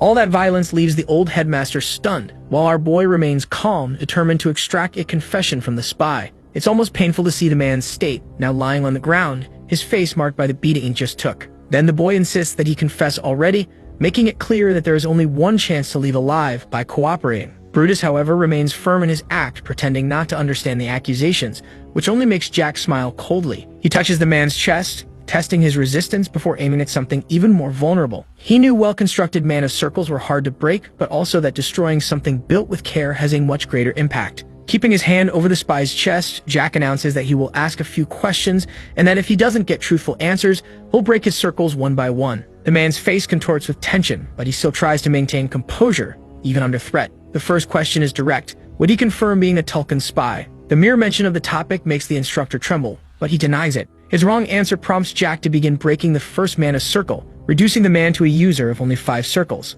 The next question is the same, as the boy is in no hurry and knows the truth will come sooner or later. The spy, now terrified, seems unable to even form a response, as if he were on trial. Jack explains with an almost cruel calmness that even if a circle regenerates with effort, the process will be so painful the man will wish for death. Moreover, he assures that if he wants, he can make it so the broken circles never regenerate, rendering the man's body incapable of rebuilding them. There's even a way to make a broken circle hurt forever, and the young master seems to be enjoying the idea. The boy's smile is cold as he observes the terror in the spy's eyes, knowing victory is already his. The dragon juice in his veins, combined with the boy's knowledge, might be able to repair something there, making the instructor tremble in fear. He asks how the boy knew all of that, and the mere fact that Jack was right about the experiments made the situation even more frightening. It seemed that human testing had already begun, and Brutus, stuttering, questions who had revealed such secret information. He calmly explains that he knew about the dragons and the experiments, provoking the man by asking why someone of the 6th circle would be involved in it. The instructor begins to shout, confused about how this person knew confidential research of the Tulkun Empire. His reaction is enough to draw an ironic smile from the boy, who then begins the process of breaking all the mana circles at once. He mocks the fallen man, and by the end of the process, Brutus is completely destroyed, with no strength to react. With that resolve, Jack turns to the headmaster, indicating it was time to hear his request, but the old man is still sulking, processing everything slowly. Brutus, even defeated, grumbles that the Empire would never forgive him, and that soon they would tear his body to pieces. Before he can continue, the boy slaps the instructor's face, silencing him for good. The headmaster, now out of excuses, admits he will have a hard time dealing with the mess caused, but can't deny the boy is mysterious. He definitely was not the same child Rommel had met a month ago. Indeed, he had changed a lot. Jack asks the old man to simply forget the matter, and the headmaster agrees not to ask for details, but still needs to know one thing. How did the boy uncover the scheme? He wanted to understand about the dragon blood, but is interrupted by Jack, who reminds him of their agreement. The headmaster should already know about the continent's situation. The signs of war were becoming obvious. The battle for the Mother Association was already starting to go public, with moderates led by the second son and radicals by the crown prince. In the end, the radicals won, and the empire, now dominated by extremists, joined them. Jack didn't know all the details of the incident since he lived isolated in the mountains for years with his master, but he had enough information. He states that he will leave Brutus alive, handing him over to the headmaster, since the fact that the man knew about dragons meant he had valuable information. That data would be useful to everyone, including the king, something that leaves Rommel confused, as he can't just call the boy an idiot when he talks about the crown. The headmaster can't help but ask, how did a 6th circle nobody lying on the floor know so much? Jack explains that in his past life, he discovered that the experiments with hybrids and dragons had already moved beyond animal testing. Human testing was about to begin, according to secret documents he had collected, so confidential that even within the Empire few knew of them. But that, he says, is the headmaster's problem now. He only has two requests, since he felt offended by Rommel's harsh words. First, knowing the old man is rich, he wants a house near the academy with a garden. The headmaster tries to argue that all students must live in the dormitories, but Jack reminds him that he himself taught that every rule has exceptions. Tired, Rommel asks him to just say the second request, which is simpler, to accept Charlotte as a student, even though it's the second semester. The rules only allow new students at the beginning of the year, but once again, the protagonist brings up the matter of exceptions. The headmaster asks if the girl in question is the pale blonde waiting outside, and yes, it was Charlotte, who was now squishing Valentine as if she were a doll.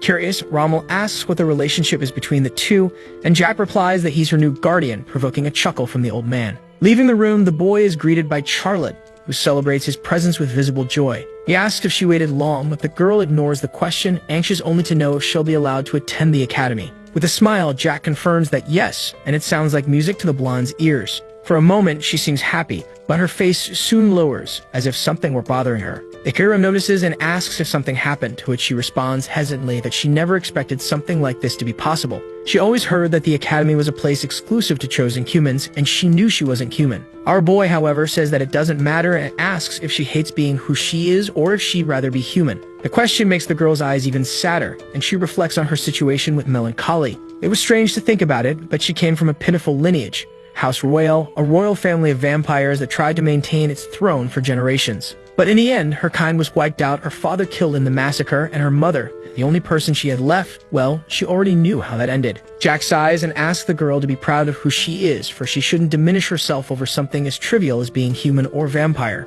Charlotte de Royale is who she should be, and he encourages her to never forget her promises. Reaffirming his commitment, he says he will continue to be her guardian, and if one day she wants to become a monarch, he will help her. If she wishes to rebuild her species, he will face any hardship for it. Nothing would be impossible. But he doesn't want her to ever think badly of herself again, and the girl thanks him. She then recalls her mother's words, "Nothing in this world is free." The statement surprises the boy, and he agrees that, in fact, nothing is truly free. But he asks if she thinks he wouldn't do anything for his boss, to which Charlotte quickly denies, saying that's not what she meant. He then jokes, saying that in the distant future he might charge her for something, and the girl smiles, crushing Valentine in a hug. She promises to help him when the time comes, and seeing her so cheerful, he suggests a walk while the house isn't ready. A few minutes earlier, Rommel had assured them he would take care of Charlotte's enrollment either that day or the next. He also promised that her residence would be ready in 2 hours, but would send staff to take care of the mansion, since maintaining such a large place was difficult. Jack thanks him, knowing that the staff are actually an excuse to watch over him, something that doesn't bother him. During the walk with Valentine in hand, the master praises the boy, impressed by his words. For a child, he spoke surprisingly wisely about identity and acceptance, something she hadn't expected. She always thought he was just a weirdo, but now realizes she was wrong. She doesn't know if that's an insult or a compliment, but decides to take it as a compliment. As they walk, they spot a blonde boy training swordsmanship, a hardworking young man, but someone who didn't concern them. Valentine, however, pulls Jack's ear, insisting that they stop to watch. The three sit on a bench observing the training, and he notices that the swordsman must be no older than 17, despite being very tall. But what really surprises him is when he senses the boy's mana sensitivity, something that leaves him shocked. It couldn't be real. He was a second circle commoner who would only ever reach the fourth, far from the imposing image his physical appearance suggested. Jack asks if Valentine was interested in the boy, and she retorts, questioning if he feared she'd take the teenager as a new disciple. That wasn't the case, since the boy would never surpass the fourth circle. He just wanted to understand what had caught her attention. The master had a sharp eye for talent like her, but she couldn't discern anything special about that boy. While thinking of something to say, nothing comes to mind, and the young man continues his solitary training, swinging his wooden sword through the air. Charlotte intervenes, commenting that the boy must have been training for a long time as he looked about to faint from exhaustion. Noticing marks on his neck, she adds that he was visibly injured, but the master still didn't understand the interest. Upon closer observation, Jack realizes that the boy's magic circle had already been broken once and rebuilt on his own, something nearly impossible. Valentine admires the young man's determination and almost says more, but decides to keep it to herself. Jack, however, had already understood the reason for the interest. The foundation of a dark mage is death and destruction, hatred and vengeance. By reconstructing his broken circle on his own, he demonstrated a mysterious dedication. Every movement, every silent strike, done with hidden rage. The protagonist approaches and politely asks to interrupt, being received by the blonde, who asks if he can help him. But it's Jack who offers help. "You're using too much strength in your arm. Relax the right one and adjust your leg stance when attacking," he says. He also warns that if he keeps exposing his openings instead of protecting his heart, he won't last long in a real battle. The words make the young swordsman hesitate, clearly surprised by the knowledge of that strange boy. Our boy doesn't introduce himself, saying he's just a casual observer, but asks if, with all that size, he still gets beaten a lot. The question hits the boy's pride, and he looks visibly embarrassed, prompting Jack to hand him a high-level potion with a great flavor. When asked why, Jack just shrugs. It's nothing much. I got rich after stealing bonsai. Before leaving, he finally asks the swordsman's name, who introduces himself as Thanos and reveals he is Jack Valentir, promising they'll meet again. As they walk away, Valentine asks why the apprentice was pretending to be kind, while Charlotte sincerely believes in his good intentions. It's then that Thanos realizes who that person was who helped him. He stares at the group with disdain. Now he knew the boy was a standout student with spectacular grades, while his own scores were 0 in every subject. And he considered that he might have heard the wrong name because the Jack he had just met had nothing to do with the rumors about the trash son of the Marquis house. Near the academy, the protagonist was receiving a tour from a messenger boy of the Elder, who apparently called himself Joe Nobody.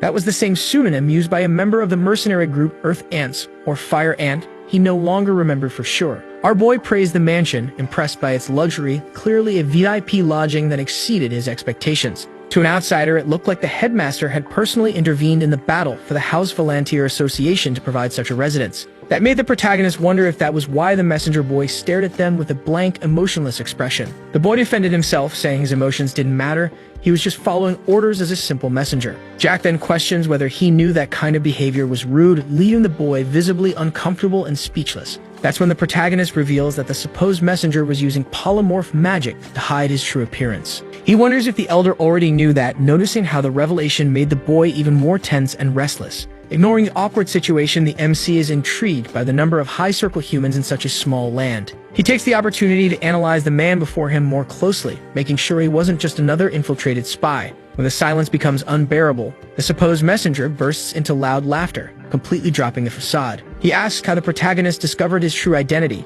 since he had even stopped his mana flow as a precaution. He explains that he came in person because he was curious about the boy who caught the headmaster's attention. There he was revealing himself as Bellamy Cragg, the master of the magic tower of the kingdom of Teslin. In the war between Tulkin and Aslan in his past life, he had stood by the Elder's side, protecting him until the very end. Now, curious, he wanted to know how the boy saw through his perfect polymorph. Jack explains that under normal conditions he wouldn't have noticed, but he had already faced a beast using the same disguise. Speaking so informally to a tower master was disrespectful, prompting Bellamy to scold the boy. But the protagonist doesn't care and steps closer, saying that to earn respect, one must also give it. He argues that he never asked the master to hide his identity, so he saw no problem in treating him normally. With a wink, Bellamy agrees to let it slide this time, joking that it was the boy's fault for being so perceptive. The master then realizes the boy is truly special, and surprisingly, offers to teach him magic. The proposal leaves both Jack and Valentine astonished, seeming like an absurd suggestion coming from someone so important. The boy politely declines, explaining that he already has a master, which leads Bellamy to mention Bellamy himself. The master reveals he also wanted Jack's sister to be his disciple, but she refused. He insists again with the protagonist, saying that having two masters isn't a problem, but the boy maintains his refusal. Jack is impressed by the Tower Master's unconventional methods for recruiting disciples. Valentine then intervenes, calling Bellamy by name and revealing she knows his true identity. She explains who the master of the magic tower is to the others, making clear his status and power. The woman continues, saying that Bellamy met the requirements to reach the 10th circle, but seems to have given up. She asks if he was attacked when he tried to advance to the 10th circle in the past, which leaves the master shocked. She can feel subtle traces of the 10th circle within him, a phenomenon that only occurs with broken hearts. The doll encourages him not to give up, saying that even at his age, there is still hope for someone who has come so close. She explains that the magic tower is for those who persist, and he would need to prove he deserves to resume his journey. After so many profound words, Bellamy asks the name of the woman who hurt him, but she prefers not to reveal it. She suggests he consider it just a scar from the past, ending the subject with melancholy. In the conversation that follows, Jack asks them to remember that Charlotte is still waiting for them and they need to return. Before leaving, the boy informs the Elder that he will visit on the day of the opening ceremony. He was almost dragged to the magic tower, but Valentine expresses some pity for Bellamy's situation. She comments how one works to death without talent, while the other lives without even knowing his own potential.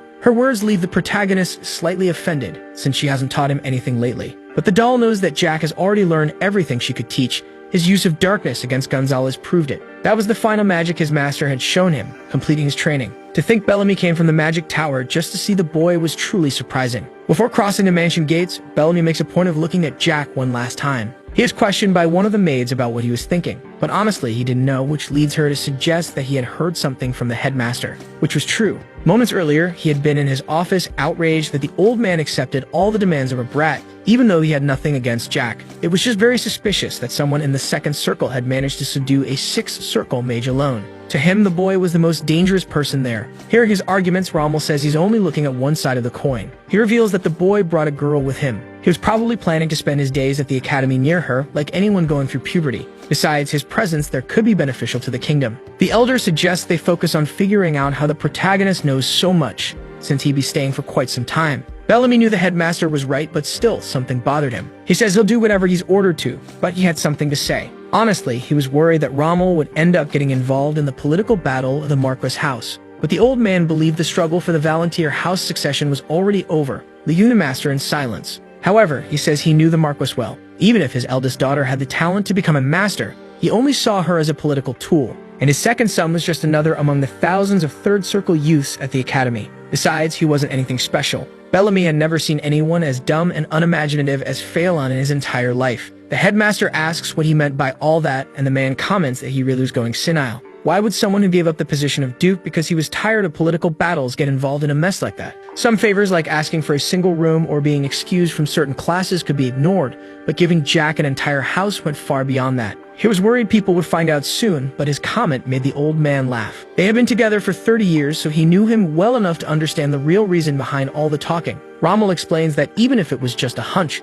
he believed there would be many benefits in maintaining a good relationship with the boy, which the man found strange, but the headmaster kept smiling. Then he suggests that Bellamy personally visit the house once it was ready to see what kind of person Jack really was. Though reluctant, he decided it was better to accept the proposal. Now, after the whole conversation with the MC, he understood what his old friend had said. His thoughts make him smile involuntarily, prompting the maid to ask if it really happened. And he confirms, explaining that he just remembered something. Inside the mansion, the boy had already won over the maids as well as a chef and 5 bodyguards. With them gathered there, he asked that they monitor him as best as they could, assuring them he'd make it easier for them. First, the boy informs them that he loves meat, so they should prepare plenty for every meal, along with fresh vegetables. He knew it wouldn't be as good as Ron's food, but it would be decent enough. He spoke about food as if it were a very serious matter in scaring the guards. He had to make the most of his new staff. His chef even had his name in the Guinness Book, though he looked like a Mongol. As for the guards, there were too many to remember all their names, so he affectionately nicknamed them the 5 Musketeers. The boy teases, asking whether the elder had trained bodyguards or spies, whichever they preferred to be called. Apparently, everyone there had already experienced a mana break at least once, so he informs them that they could learn from the boy who rebuilt his broken circle at the academy.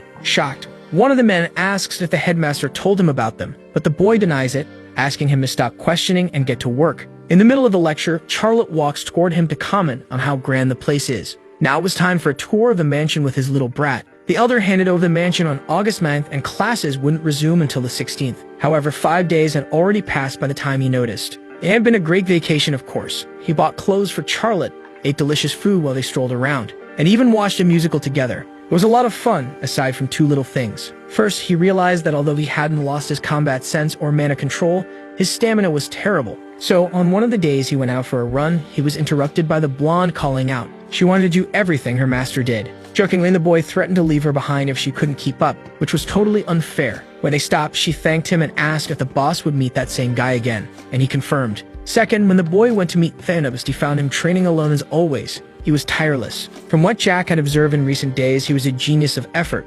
Completely talentless, but probably ranked first in the academy in terms of hard work. Let it be clear that Jack was very straight to be going there every day, getting involved in the life of that buff dude. But those wounds intrigued him, so he decided to ask why he seemed to have more injuries with each passing day, using the excuse that he wanted to know if the blonde had used the potion Jack gave him. He looked sad as he stared at the protagonist, who immediately asked what was with the funeral face. Thanos estimated it was worth 40 gold coins, which Jack confirmed, and all he said was that he would pay the boy back. This irritated the MC, who just wanted to know if he drank it or not. With all those injuries, some of the buff guy's bones were probably fractured by now. It must be harder for him to wield a sword with numb limbs, but he turned his back, saying that if that was all, he'd return to training. No normal person could train every day in pain like that, and Jack was sure he stayed there all day long. Jack comments that he didn't understand why a persistent guy like Thanos was walking around taking beatings, leaving him completely tense. Even Valentine thinks the protagonist had a talent for being annoying, and he asks if she didn't also think he was cute. But all she could do was feel pity,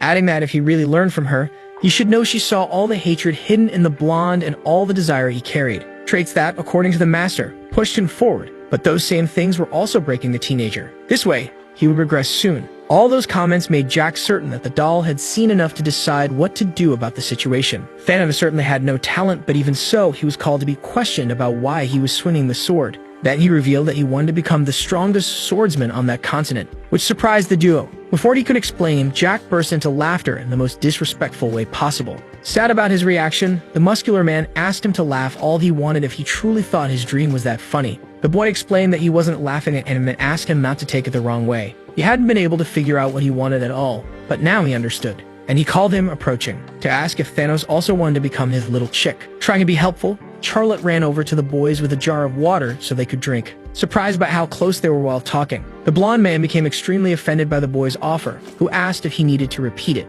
To make sure he heard right, he asked if he really had said little chick, which was the case. Then Jack repeated the question. He didn't really know what little chick meant, but it didn't sound like anything good. In that case, the MC asked if the muscular man would like to be a freeloader, which seemed to make the blonde even more hesitant. Basically, he wanted to turn that teenager into his vassal. When he informed him that he was just a commoner, the mentor received a big "so what" as a response. So Thanos explained that he had nothing of value, much less money. But that didn't matter to the boy. Besides, he had already heard of the Volunteer House and noticed that the young man was very different from the rumors, which was even more irrelevant. Insisting on denying it, the guy asked him to find someone better than a talentless commoner to be his vassal, because he wouldn't be of much help. Jack stared at the guy thoughtfully. It was kind of funny how they worried about him even when he didn't need to, arguing that he wanted to become the best swordsman there, and that's why he wanted him as a vassal. If he thought he wouldn't help, it was because he had already confirmed his own failure. Completely ignoring the mentor, Thanos added that he knew he had no talent for mana. That show of self-deprecation made the protagonist call his attention, saying he was only seeing the bad side of things because he had a talent even greater than mana.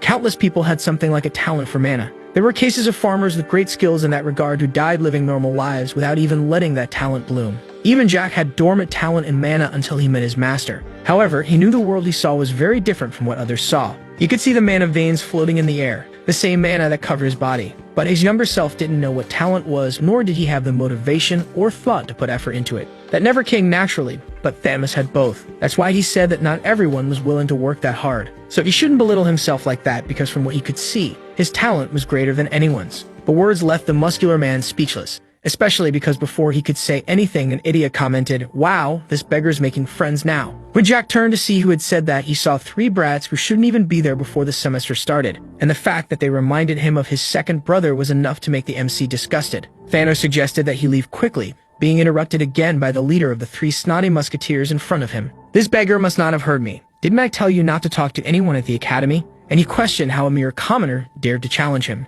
since he believed he had already been beaten enough. The muscular man stepped in front of the protagonist, who remained still, asking again that he leave because this was his problem alone. Realizing the situation, Jack asked if those wounds on his body had been made by the trio. His eyes filled with psychopathy at the conclusion. The red-haired brat spoke again, deducing that the boy had given that high-level potion to the pauper. That intrigued him, because no one but the two of them should have known about the existence of that potion. Crossing his arms, the little one asked if the group had taken the potion he had given the guy, who assured him he would pay for it as soon as possible. He couldn't believe he had been robbed of something he gave the boy just like that. He even thought about cursing the guy in front of him, but preferred to understand what he had to lose to get beaten by trash, like those kids. The new nickname seemed to offend the captain of the bullies. Thanos wasn't interested in arguing about it now and insisted that it was time for Jack to leave before he got hurt. Tired of it all, the MC stated that he wasn't going to leave. Now that he knew they had taken the potion, he was involved in the mess. He ordered the two hidden escorts to come out from wherever they were to handle it, but the redhead played dumb. So without the cooperation of the supposed escorts, Jack prepared to attack, warning that he would take everything the trio had until they showed up.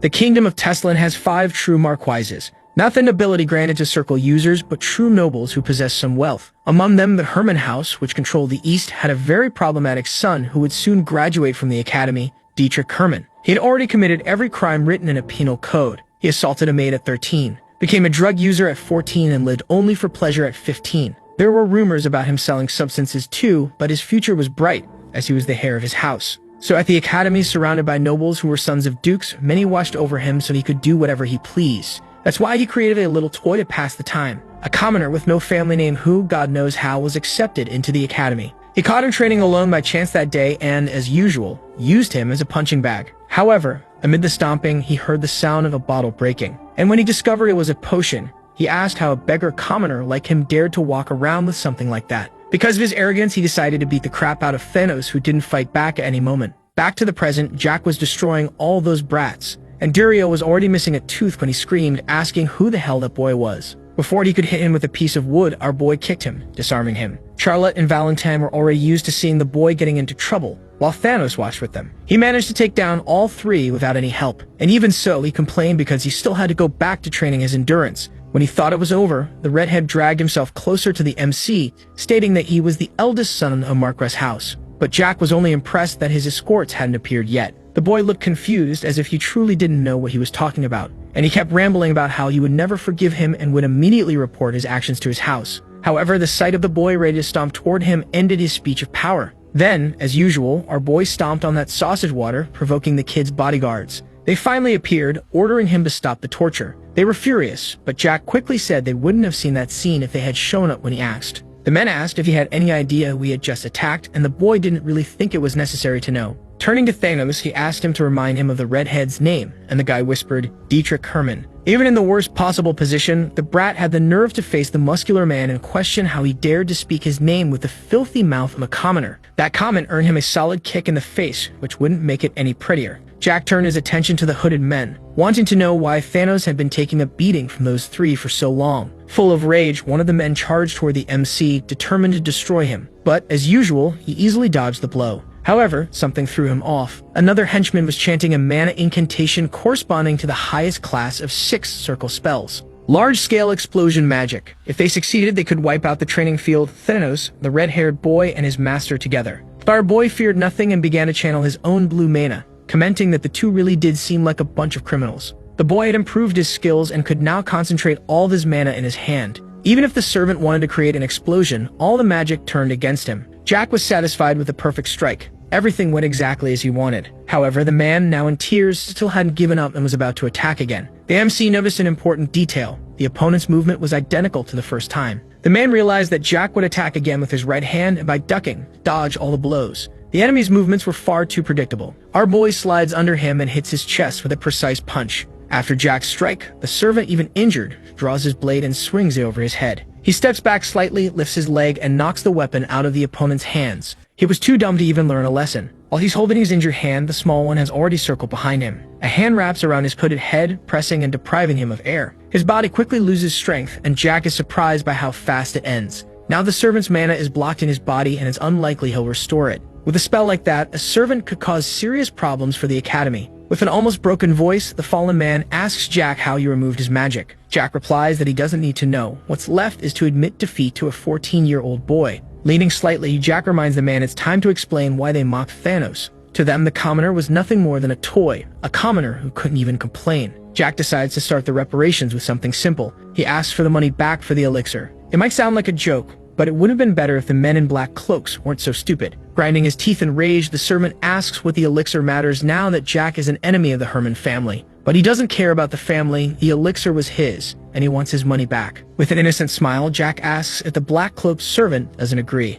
The elixir cost 40 gold coins, and they took it 5 days ago. It would be fair to return it. He then proposes a deal, 5,000 gold coins extending his palms. But where would men like them get that kind of money? They'd better pray they had something. Fear took over Dietrich when Jack sat beside him, but the boy told him to relax. The only condition is that he hands over everything he has, and even his teeth grind with humiliation. 2,000 in cash and 60 gold coins go into his pockets. Jack became a rich man in an instant. Mockery escapes his lips. How sad, Dietrich. If you didn't have money, things would have ended badly. It's time to ask who he is, since Dietrich had never seen him at the Academy before. Amused, Jack pats his head like a puppy, pleased by the question. It's a bit late, but it's time to introduce myself, Jack says, mentioning only his name. The reaction is enthusiastic, as everyone already knows who he is, as if he were a celebrity. I'm Jack Valentier, he says, and someone asks if he's Phelan's younger brother. Now it's clear what kind of friends his older brother, the idiot, had. Our boy doesn't usually lay a hand on children, but kids like him are the exception. With a single blow, he shoves his shoe into Dietrich's mouth, whose face fills with tears.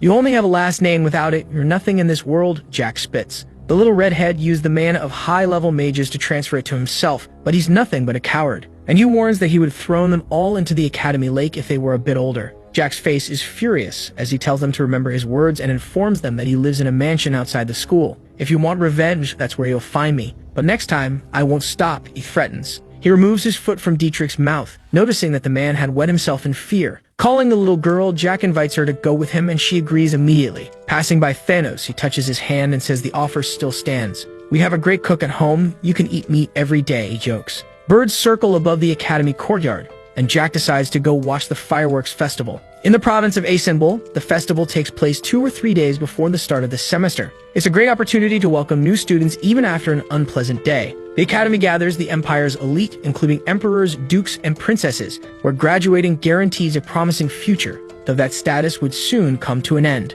Cutting a piece of meat, Jack reflects on the past 4 or 5 years. The name of the Teslan Empire was erased from the face of the earth, and he secretly hopes everyone dies soon. Charlotte enjoys the dessert while Jack's mentor pulls him out of his dark thoughts. She asks if he said something out loud, but he quickly denies it, confused about what she's talking about. The mentor refers to the recent attacks on the academy, openly questioning the effectiveness of the security measures. Although Article 1 of the special law declares all students equal, she notes how ideologies distort over time. With visible displeasure, the mentor admits to having hidden something important: dragon blood and bones. Upon mentioning the Teslan Empire, she triggers in Jack the urge to reveal his past, but he decides to remain silent. The night sky shines with explosions of color when Charlotte interrupts the MC's distraction with questions about his abilities. He replies that he accumulated a lot of experience over the years, prompting her to ask if he had killed many people. Jack calmly confirms, revealing that he came from the future, more precisely 20 years ago. He mentions that Ron was the first to learn this truth, and that his later death was no accident.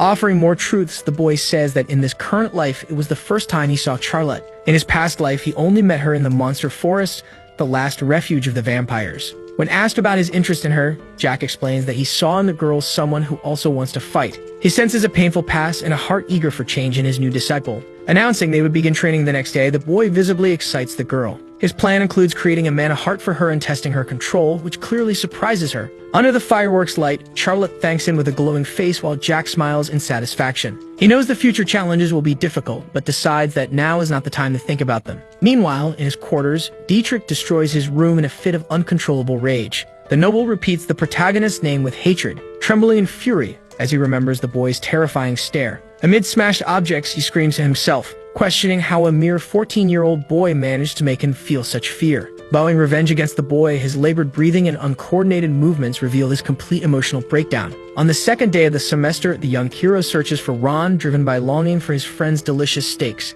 His body begins to tremble inexplicably as sudden dizziness hits him. The red sauce Charlotte used is, in fact, human juice. With a pale face revealing his discomfort, the protagonist still asks the girl if she's enjoying the meal. She responds with genuine enthusiasm, but the boy's attention is drawn to Thanos, sitting alone and dejected at the gate. Sensing the young man's presence, he briefly lifts his head before lowering it again, murmuring a request for help. The hero immediately invites the boy inside, offering food and shelter, a gesture that makes the blonde burst into tears. Not wanting to embarrass the emotional young man, the clever boy jokes that the cook must have overdone the onions. The next day, Thanos tries to apologize for his behavior, but the generous boy reassures him that it's no problem. The protagonist consciously avoids asking about the reasons, respecting the boy's privacy, though he suspects the influence of some elixir. While watching the muscular guy train with impressive dedication, the young master is interrupted by Charlotte's arrival. Dressed properly for training, the determined girl shows she is ready for the promised lesson. With a smile on his lips, the experienced teacher also prepares, beginning yet another journey of learning with his devoted student. By late afternoon, Charlotte was completely exhausted, lying on the ground without strength. Jack praised her, saying she did an amazing job that day, but a weak groan from the girl shows she couldn't take any more. Suddenly, she asks excitedly what it all means now that she finally learned how to use mana. With a gentle smile, the boy responds positively and congratulates Charlotte on her success. He had suspected it already, but now he was sure. The girl was truly incredible. After all, she was using mana at a high level as if she already had experience. Creating her first mana circle in just 10 hours of training was an exceptional result for a beginner. Charlotte casually accepts the suggestion to end the session there and tries to get up to head to the mansion. However, after a few shaky steps, she collapses onto a bench, instantly falling asleep from sheer exhaustion. The mentor asks the boy if he plans to tell Charlotte that it usually takes 2 to 3 days for beginners to create a circle. If it were up to him, he would have asked the girl to be his student immediately. although without his help she would have needed at least a full day. A magic circle forms under her feet, drawing mana from the air to create barriers and store energy. By transferring part of his own mana to Charlotte, the protagonist greatly facilitated the process, although that method doesn't work for everyone. The boy admits it was hard for him at first too, making her achievement even more impressive. What intrigues the mentor is that Jack asks for nothing in return, acting with pure generosity and helping her. Noticing Thanos, the boy comments in surprise that he's crying again, making the young man quickly wipe his tears. The master observes his suspicious behavior, easily deducing that he feels limited and frustrated with his progress. Thanos is visibly depressed, unable to properly answer whether he has given up, while envy burns in his heart. He hopes at least the girl doesn't have a talent for swordsmanship, so he won't be inferior in absolutely everything. Jack asks if he thought it would be easy to become the greatest knight of the Western continent, making Thanos fall to his knees in tears. The protagonist sighs heavily, looking at the huge man. How could someone so grand be such a crybaby? With his questions, Jack tries to cheer the man up, saying that Best Knight wouldn't give up because of a girl. Gently caressing the blonde's head, he tells Thanos he can still achieve his dream, but he will need to persist. It's the first time someone truly believes in him, awakening emotions never felt before in the knight's heart. No one ever took his dream of becoming the best knight seriously. Everyone laughed at him for being so naive, but he never gave up. Jack understands that situation, since he went through something similar in his family, so he asks what the problem is. Thanos extends his hands and grabs the boy's, thanking him for believing in him, something that touched him deeply. Without showing much, Jack simply advises him to keep trying because acquired skills never betray. While thinking about how to help the knight, the snap of branches is heard behind him, as if someone stepped on them. Thanos' huge body realizes that the boy is alert to something, but who could be there at that moment? A familiar feeling invades Jack, and he doesn't like it at all.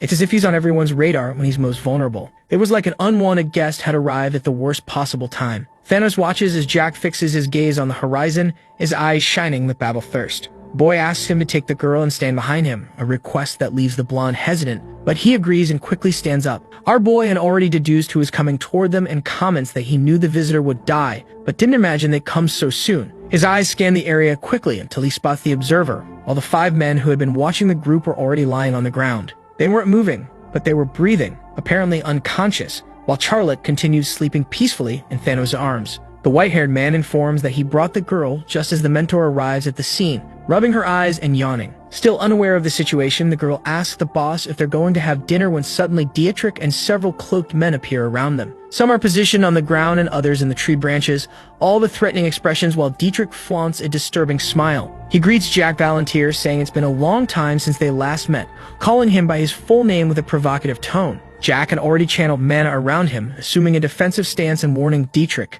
not to come any closer. The redhead was the future Marquis of the Great Eastern Province, so he knew well that this world is ruled by power, and that soon he would control his family's power. He questions why let Jack live, knowing he could cause trouble with the Duke of Invincible, but he has a plan. Dietrich claims that Jack attacked first and has witnesses, which would spark a conflict between the Herman and Valantier families. At his side is a man wearing a plague mask identified as Bentaman, master of the Pentanil Guild and a Ninth Circle user. As strong as Jack is, he couldn't defeat a master of the Ninth Circle, as Dietrich explains to the mercenary. His target was just Jack, but now the target is in open terrain near the mansion with Charlotte and Thanos. Dietrich asks if there's anything else the mercenary needs to know, while Bentaman confirms that the blonde girl is forming a mana heart. He sighs in relief, thinking it's great they stayed there for 9 hours, since the mana heart formation would take at least 2 days. Among his team is a cook and 5 servants whose locations have already been confirmed. They would be eliminated when ordered. They prefer to avoid direct conflict with the Invincible family, whose mates are busy with other matters. People near the property shout for water as a fire had started in the Duke's basement just before their arrival. Everyone is busy putting out the flames and won't be able to send reinforcements as the plague mask informs his men. Everything worked perfectly for them, and they are ready when Jack shouts that it's time to attack, initiating the mission. With a hand gesture, dozens of warriors charge into action, shouting advance, initiating a special order worth 500,000 gold. Dietrich proudly thinks Jack Baylor is finished when suddenly little Jack is protected by Thanos' broad back. The blonde asks the master to flee while he holds them off, his trembling hands barely able to grip his heavy sword. He thanks Jack for believing in him and takes the blame for the situation,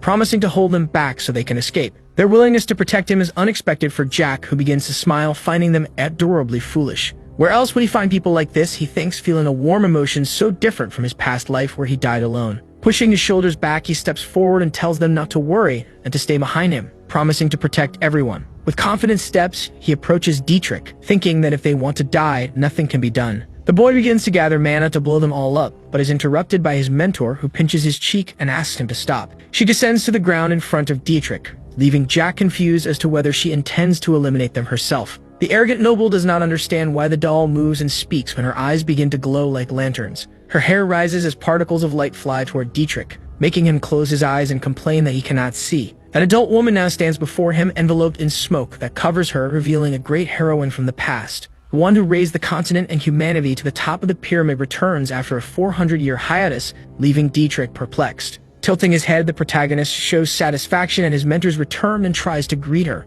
Before he can finish his sentence, she punches him in the face, causing a cry of pain as he falls to the cold ground. Rubbing his injured face, the boy asks why he received that, not understanding the reason for the aggression. The one explains that it is punishment for his inappropriate behavior, reminding him how he ignored her opinion and dragged her out of the cave. At that time, the young man did not care about her feelings or words, acting selfishly. Even while being scolded, he remained seated with a satisfied expression, admiring her and thinking about how much he missed her. After agreeing with the punishment, the boy points to Dietrich and firmly demands that he hand over his coat. The noble clearly is not pleased with the request, but after being publicly humiliated, he relents and throws the garment. Carefully dressing his mentor with the coat, the boy comments that it's cold outside, showing concern. He states that he does not regret taking her out of the cave, holding on to his conviction despite the criticism. When asked again if he regrets his actions, he insists that he did what was necessary and that everything turned out fine. The mentor asks if he wished to die peacefully in that place, to which he replies that he knows her better than that. The boy argues that people are like animals following desires and that his master expected a different world. There is no distinction between humans and other races, and he knew she secretly wanted to leave the cave that day. His protector had made mistakes in the past, trusting those she shouldn't have,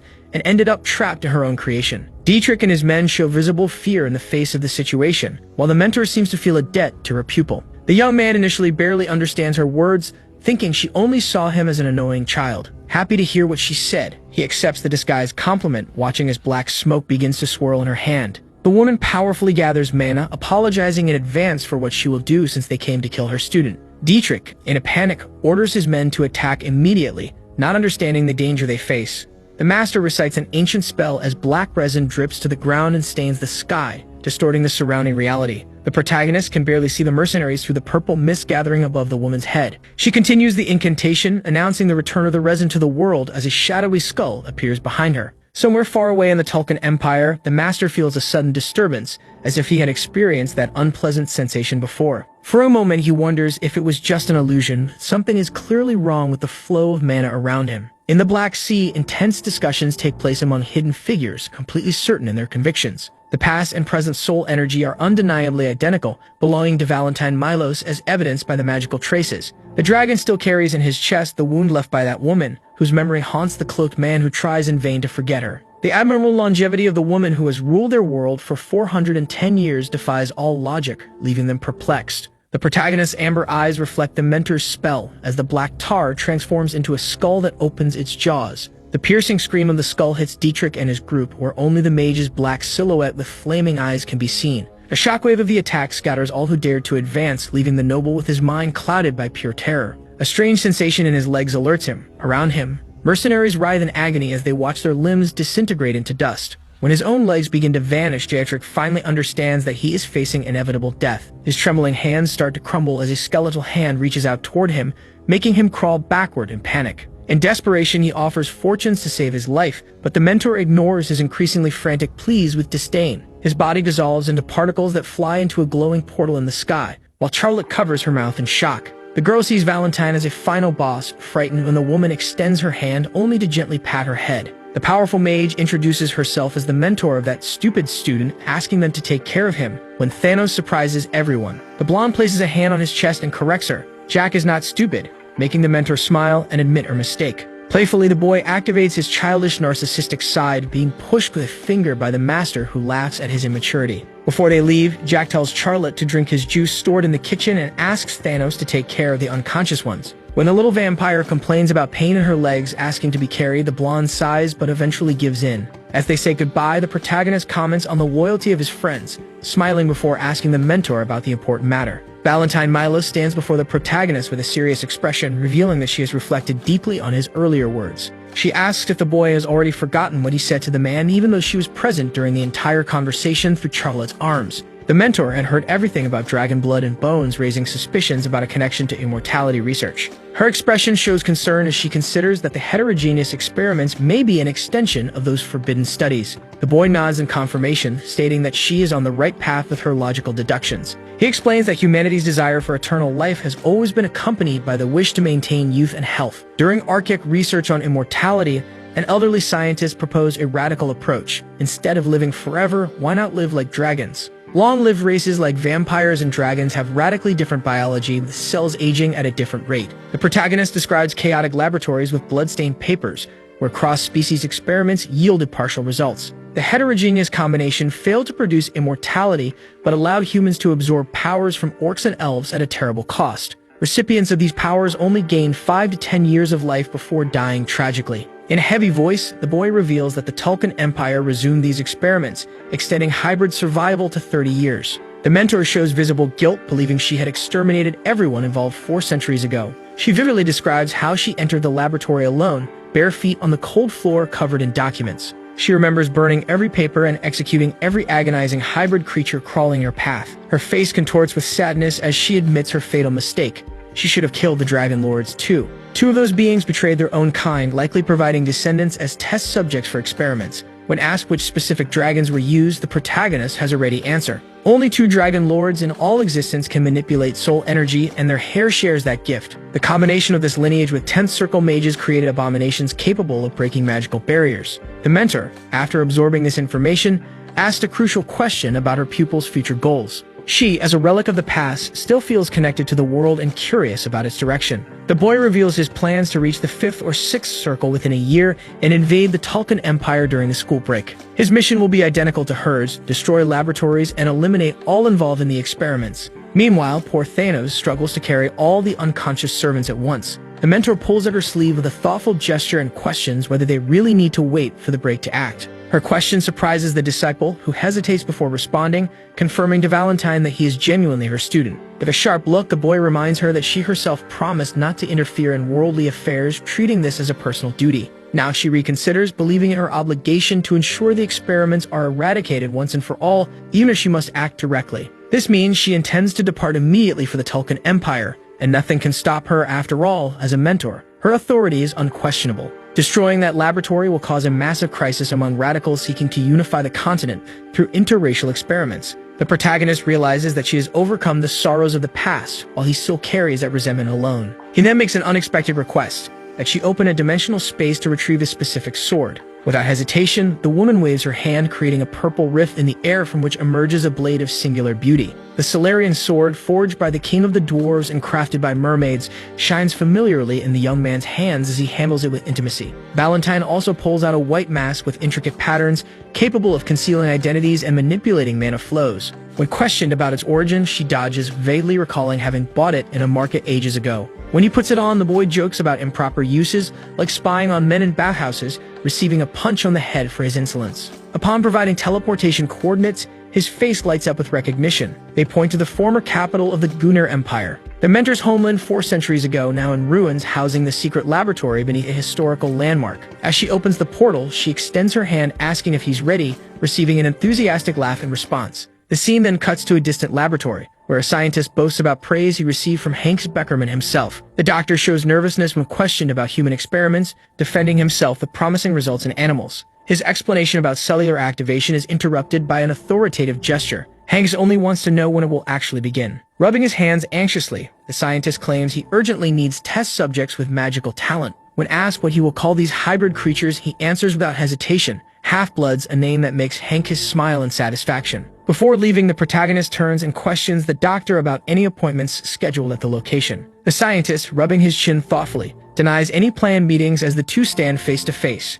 Hank senses an unknown flow of mana, and before he can identify its source as the master, the ground beneath his feet begins to tremble. The next moment, the floor violently collapses, with Hank reacting at the last second as furniture flies in all directions. The noble tries to defend himself with magic, but the doctor's screams echo through the place. His protection is useless against such force. Blood gushes from his mouth as he tries in vain to comprehend the situation, with Hank, his servant, asking if the attack is over. The warning comes too late as new flames emerge, threatening to consume the unprotected doctor caught in the line of fire. Hanks, his body trembling from the effort, conjures one last magical shield before being violently thrown back. His shield holds, but the impact leaves him coughing up juice that splashes in all directions as he clutches his chest. As he turns his head, he sees the lifeless body of the doctor responsible for the experiments on the torchlit lower floor. The scene is macabre. Dirty bodies fall to the ground, fluid continuously dripping over the stones. The protagonist points in horror to the chained dragon, whose juice drips incessantly, awakening his murderous fury. When asked about his plans, he smiles with satisfaction and asks to take control of the situation,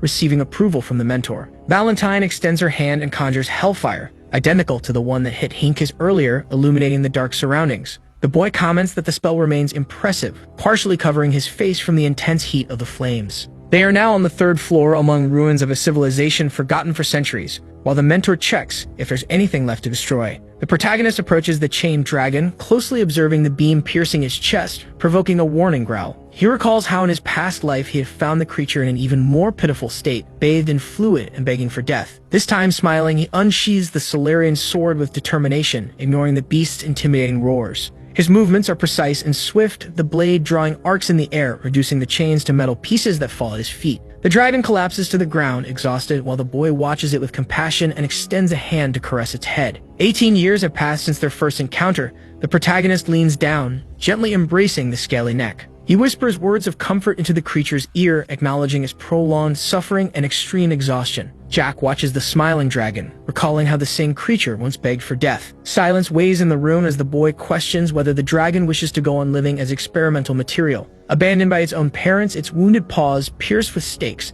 the creature is nothing more than valuable livestock. Tears stream from the dragon's eyes upon hearing how its skin was used for armor and its blood for cruel experiments. Jack continues, describing how constant torture would drive the creature mad until it lost all will to live. He offers an alternative, a new beginning in a distant place, where the nameless dragon could own its destiny. With a weak voice at first, the dragon begins to murmur, until letting out a powerful roar, declaring its desire to live. The boy contrasts this scene with his past, when he had to kill the previous version of this creature out of mercy. As he proposes to take it home, Jack turns to the mentor, who responds with silence and a nod, also captivated. The moment is interrupted by Hanks, whose furious voice makes the dragon tremble in fear upon recognizing his tormentor. Ignoring the threats, the pair continues their conversation as if the noble didn't exist, further inflaming his rage. When Hanks advances with 10th circle magic, Jack merely smiles, provoking greater fury in the man who considers himself the strongest. The boy's expression shifts to a murderous gaze, releasing energy pressure that makes the adult instinctively retreat.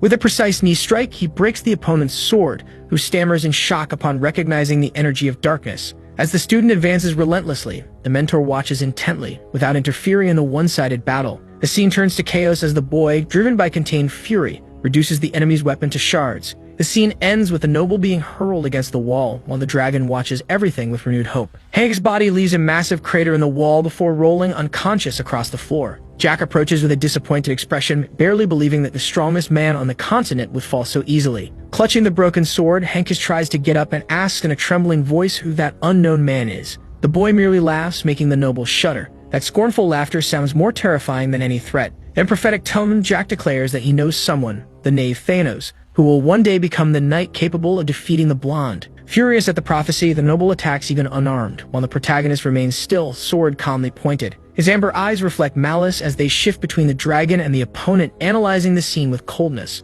When Hankus tries to draw another weapon, Jack moves swiftly. A precise strike sends the noble's hand flying through the air, juice gushing out. The boy's terrifying gaze seems to say that Hankus is still too weak, provoking both pity and contempt. Turning the noble into a punching bag, Jack delivers precise kicks until the man collapses on the stone floor. While cleaning the blood-stained sword, he suggests that Hankus gets stronger. It will be more interesting when they kill him. Jack reveals intimate knowledge about the faction of the Prince of Tulkin, whom Hankus serves, predicting his bloody end. Upon noticing Hankus' disciple trembling in fear, the boy recalls memories from his past life. He remembers when he previously killed Hanks and a knight, probably Marangos, tried to avenge him, losing his head. With twisted glee, Jack uses the glowing chains that once restrained the dragon to amputate the disciple's arm. The mentor asks if he's finished, receiving confirmation, but with a note about one thing worth taking. Teleporting to the mansion's courtyard, Jack removes the mask with a bored air before letting out a restrained laugh. His expression alternates between amused and utterly indifferent, as if already accustomed to the violence. Turning to the dragon, he asks its name. The animal, still on the ground, lifts its gaze and murmurs in a trembling voice. Shell Bahamut, the syllables come out haltingly, filled with restrained emotion after years of suffering. The boy gently strokes the dragon's scales, questioning the meaning of the surname given by the parents who abandoned it. Your name is now just Shell, Jack declares firmly, staring at the creature with a gaze that blends protection and authority. The dragon, now called Shell, accepts being taken to a room where its wounds are treated before falling asleep exhausted on soft cushions. Valentine Milos is sitting cross-legged, questions her apprentice about his plans regarding the Dragon Lords. The boy responds with uncertainty about who should bow first, suggesting it would be interesting if the strong came to the weak. His eyes shine with an expression the mentor recognizes as care, the same care he shows for her. Jack does not hide his admiration for the woman who surpassed the human lifespan by 4 centuries and built the foundations of the current world. Kneeling, he holds her hands and promises to deal with the Dragon Lords when the time comes, sparing her from further sacrifices. After a long silence, Valentine agrees, rising to take a bath while Jack observes her dusty cloak hanging on the rack. When he sees her return from the bath with damp hair over her shoulders, the boy showers her with compliments, receiving a recommendation to bathe as well. Upon removing his shirt, he reveals a child's torso marked with scars, using elixir to heal recent wounds, already showing some dependency. When asked about his plans for the night, he sits on a chair by her bed, responding evasively until he notices her concern. Momentarily turning into a whining child, he exaggerates his pains, revealing that Ron told him how she watched over him for 3 days. Now it's his turn to care for the mentor who always loved to sleep, watching her peaceful face as he covers her with a blanket. In the silence of the night, he reflects on what it would have been like to meet her 400 years ago when she was born, a thought that makes him blush. Kneeling on the bed, he gazes at the one the world calls a terrible necromancer, but who to him is the most beautiful sight. Many hours before the current events in the dungeons of the Duchy of Ulz, a shackled man questions the Lord of the Tower whether it was wrong to have spied on the leader for 10 years. The leader always showed care and affection for him, making the betrayal even graver in the eyes of the Tower Lord. The prisoner smiles insolently despite being bound and without his man of circle, showing inexplicable confidence. He taunts the Tower Lord, asking whether he truly ignores the truth or merely pretends not to know. Brutus suggests they reflect on the last 10 years, questioning why so many 10th Circle mages abandoned the kingdom. The tone becomes serious when he mentions the false pretenses used to recruit mages supposedly to clear monster-infested forests. The Tower Lord threatens that the prisoner will talk once the torture begins, but receives only hysterical laughter in return. The prisoner's confidence raises questions. Why had he not been tortured already if he was considered a traitor? His untouched appearance after 5 days in prison contrasts with the treatment usually given to the kingdom's enemies. The Tower Lord begins to wonder whether the kingdom itself is already corrupted from within as he ascends the stairs, disturbed. 4 hours later, a mysterious fire breaks out in the dungeons at the exact moment Dietrich plans to attack Jack. Upon arriving, the Tower Lord finds only ashes and assumes Brutus burned to death. The next morning, the presence of the dragon Shell causes mixed reactions among the protagonist's allies. Charlotte shows discomfort upon seeing the creature, while Thanos nervously points and asks if it is really a dragon. The protagonist explains that Shell is different from the monsters they know, trying to calm everyone down. The dragon appears frightened, trembling like a cornered animal, until the boy soothes him with a gentle touch. He assures Shell that no one will hurt him while reflecting on how established truths are not always absolute. Indeed, an ordinary sword would never be able to wound a dragon, as these terrifying creatures are called blessed beasts for a reason. Most likely it was Hannes Beggar who used Shell's body for cruel experiments, but the protagonist did get payback with a kick. Naturally, the dragon now fears the boy after witnessing what he did to his tormentor, looking at him with strangely reverent eyes. The boy reflects that Shell seems to see him differently now, as if his appearance had changed after sleep, though he still considers himself attractive. As he removes his hands from the dragon's face, the boy notices how the creature bows its head in submission, a stark contrast to its past existence. In his previous life, Shell was so broken he merely lay in puddles of fluid, without strength or hope, but the current situation isn't much better. The protagonist feels deep pity as he strokes the scaly face, estimating that the dragon is about 8 in human developmental years. He ironically realizes that only unhappy and needy creatures seem to gather around him, forming an involuntary circle of the downtrodden. The mentor then channels healing magic into the dragon, leaving the 3 onlookers in awe as they watch its paws regenerate within seconds. But the process doesn't end there. Valentine continues the transformation, causing Shell to scream in anguish as his limbs twist into a human form. Emerging from the metamorphosis is a delicate-looking girl, making Charlotte cling to Thanos in fright as the mentor smiles in satisfaction. The protagonist can't help but lose his gaze in the mentor's new form, who quickly brings him back to reality by reminding him of the semester ceremony. He warns the now human Shell that they'll return soon, instructing her to rest while remembering to ask about dragon diet. Upon mentioning meat, the girl's eyes light up in recognition, prompting the boy to order the cook to prepare a good steak. Before leaving, he suggests she enjoy the view from the rooftop if she gets bored, thinking about her future as she waits. Flashbacks from a distant past come to his mind when the academy was founded in the newly created kingdom of Teslin. The director gives an unexpectedly grim speech to the students, warning that even powerful kingdoms decline, differing from the optimism the protagonist remembered. His talk about hidden shadows and internal divisions seems prophetic, especially after the destruction of the laboratory the previous day. The old man clearly possesses insider information, possibly from Brutus, as he describes how radicals from the 10th Circle will conquer Tulkun in blood. His melancholic tone contrasts with the vigor of the ancestors who built the kingdom, leaving the students confused by the seemingly contradictory message. As the protagonist watches his classmates absorb the speech, he realizes that each of them carries the potential to change the course of this dark future. After the ceremony, the academy students disperse through the courtyard, resuming their daily activities. Jack stretches wearily after sitting for too long, noting that there are no classes or events scheduled for the first day. He considers visiting the old director to thank him for the house he received, as he genuinely liked the gift. Suddenly, his gaze catches a familiar silhouette in the crowd, prompting him to shout excitedly the name of his older brother. The brother is startled by the unexpected voice, while Jack waves cheerfully, asking when he had arrived. The response is a dry murmur, "Yesterday," as the older brother dodges his touch, keeping his distance. Ignoring the coldness, Jack pats him on the back, insisting he at least greet him politely. He argues that they share the same blood, but his gaze becomes threatening when the brother remains reluctant. In a low tone only the older one hears, Jack whispers that he could dismember him right there if he didn't show the minimum respect. Immediately after, he shifts to a relaxed attitude in front of the others, loudly saying he didn't want to delay him. With a friendly pat on the shoulder, Jack lets him go join his friends, but Phelan runs off as if fleeing. Charlotte arrives beside Jack, observing the scene and asking if that was a friend, receiving a negative response. She is confused when he mentions they are blood brothers, prompting Jack to explain that family ties don't necessarily mean affection. The girl then gives an intrigued look, pressing to know what she represents to him with her cute expression. Jack is flustered by the direct question, joking if she was already entering puberty with such deep inquiries. His sincere answer, as she is indeed family, lights up the little vampire's face, even though he usually doesn't show feelings openly. To the protagonist, family are those he chooses to protect and care for, now including the mentor, Thanos, and Charlotte. Meanwhile, Phelan quickly distances himself from the group of friends who comment on the brothers' strange behavior. A friend notes that Jack seems to have psychologically dominated the older one, completely reversing the dynamic they used to have. Phelan doesn't understand his own reaction. Why does he still feel fear of the brother he once saw only as a toy? These thoughts make him quicken his pace, confusing his companions who suspect some kind of mood disorder.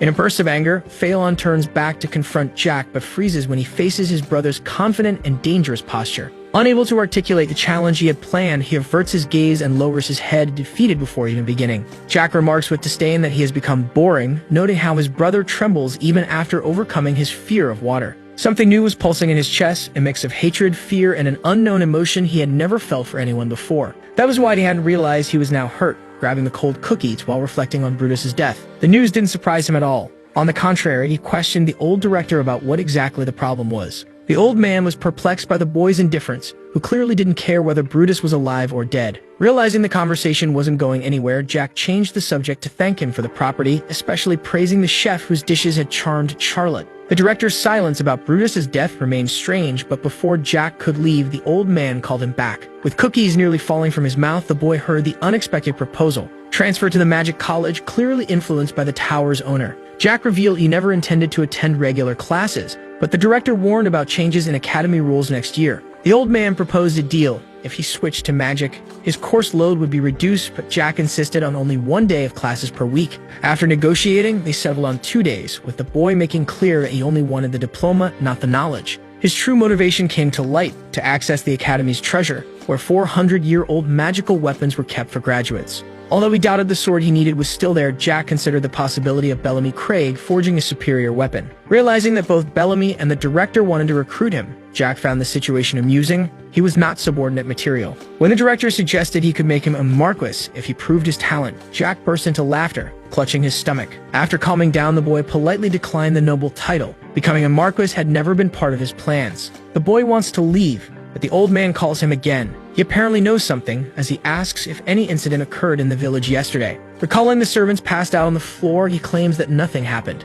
The director's questions sound like an interrogation. Jack explains he went to check on the employees because they hadn't prepared the food. Thanos took everyone inside so they wouldn't stay out on the street. He didn't ask what happened, but it seemed to be a fight among them. To the old man, it sounds like a flimsy excuse. The director accepts the explanation with a paternal comment: kids grow up fighting anyway. Jack leans forward to leave. As he exits the office, a painting catches his eye. It shows a girl striking a horned man. Valentine remains in the office. The director, hearing her, reflects deeply. His political instincts, sharpened over decades, are not easily deceived. In his entire life, the old man had met hundreds of aristocrats and kings, but never felt an aura like Valentine Milos's. The master touches the flowers near the window, saying the director's speech was impressive. Her movements are unusual. Even the way she approaches the window is singular. The director is certain she is a unique woman without equal. Valentine suggests that the position of general would suit him better than that of academic director. Perhaps in the past, when he still fought. Like Bellamy recently mentioned, there are many talents in the Tesla empire. Can he, as director, protect them all?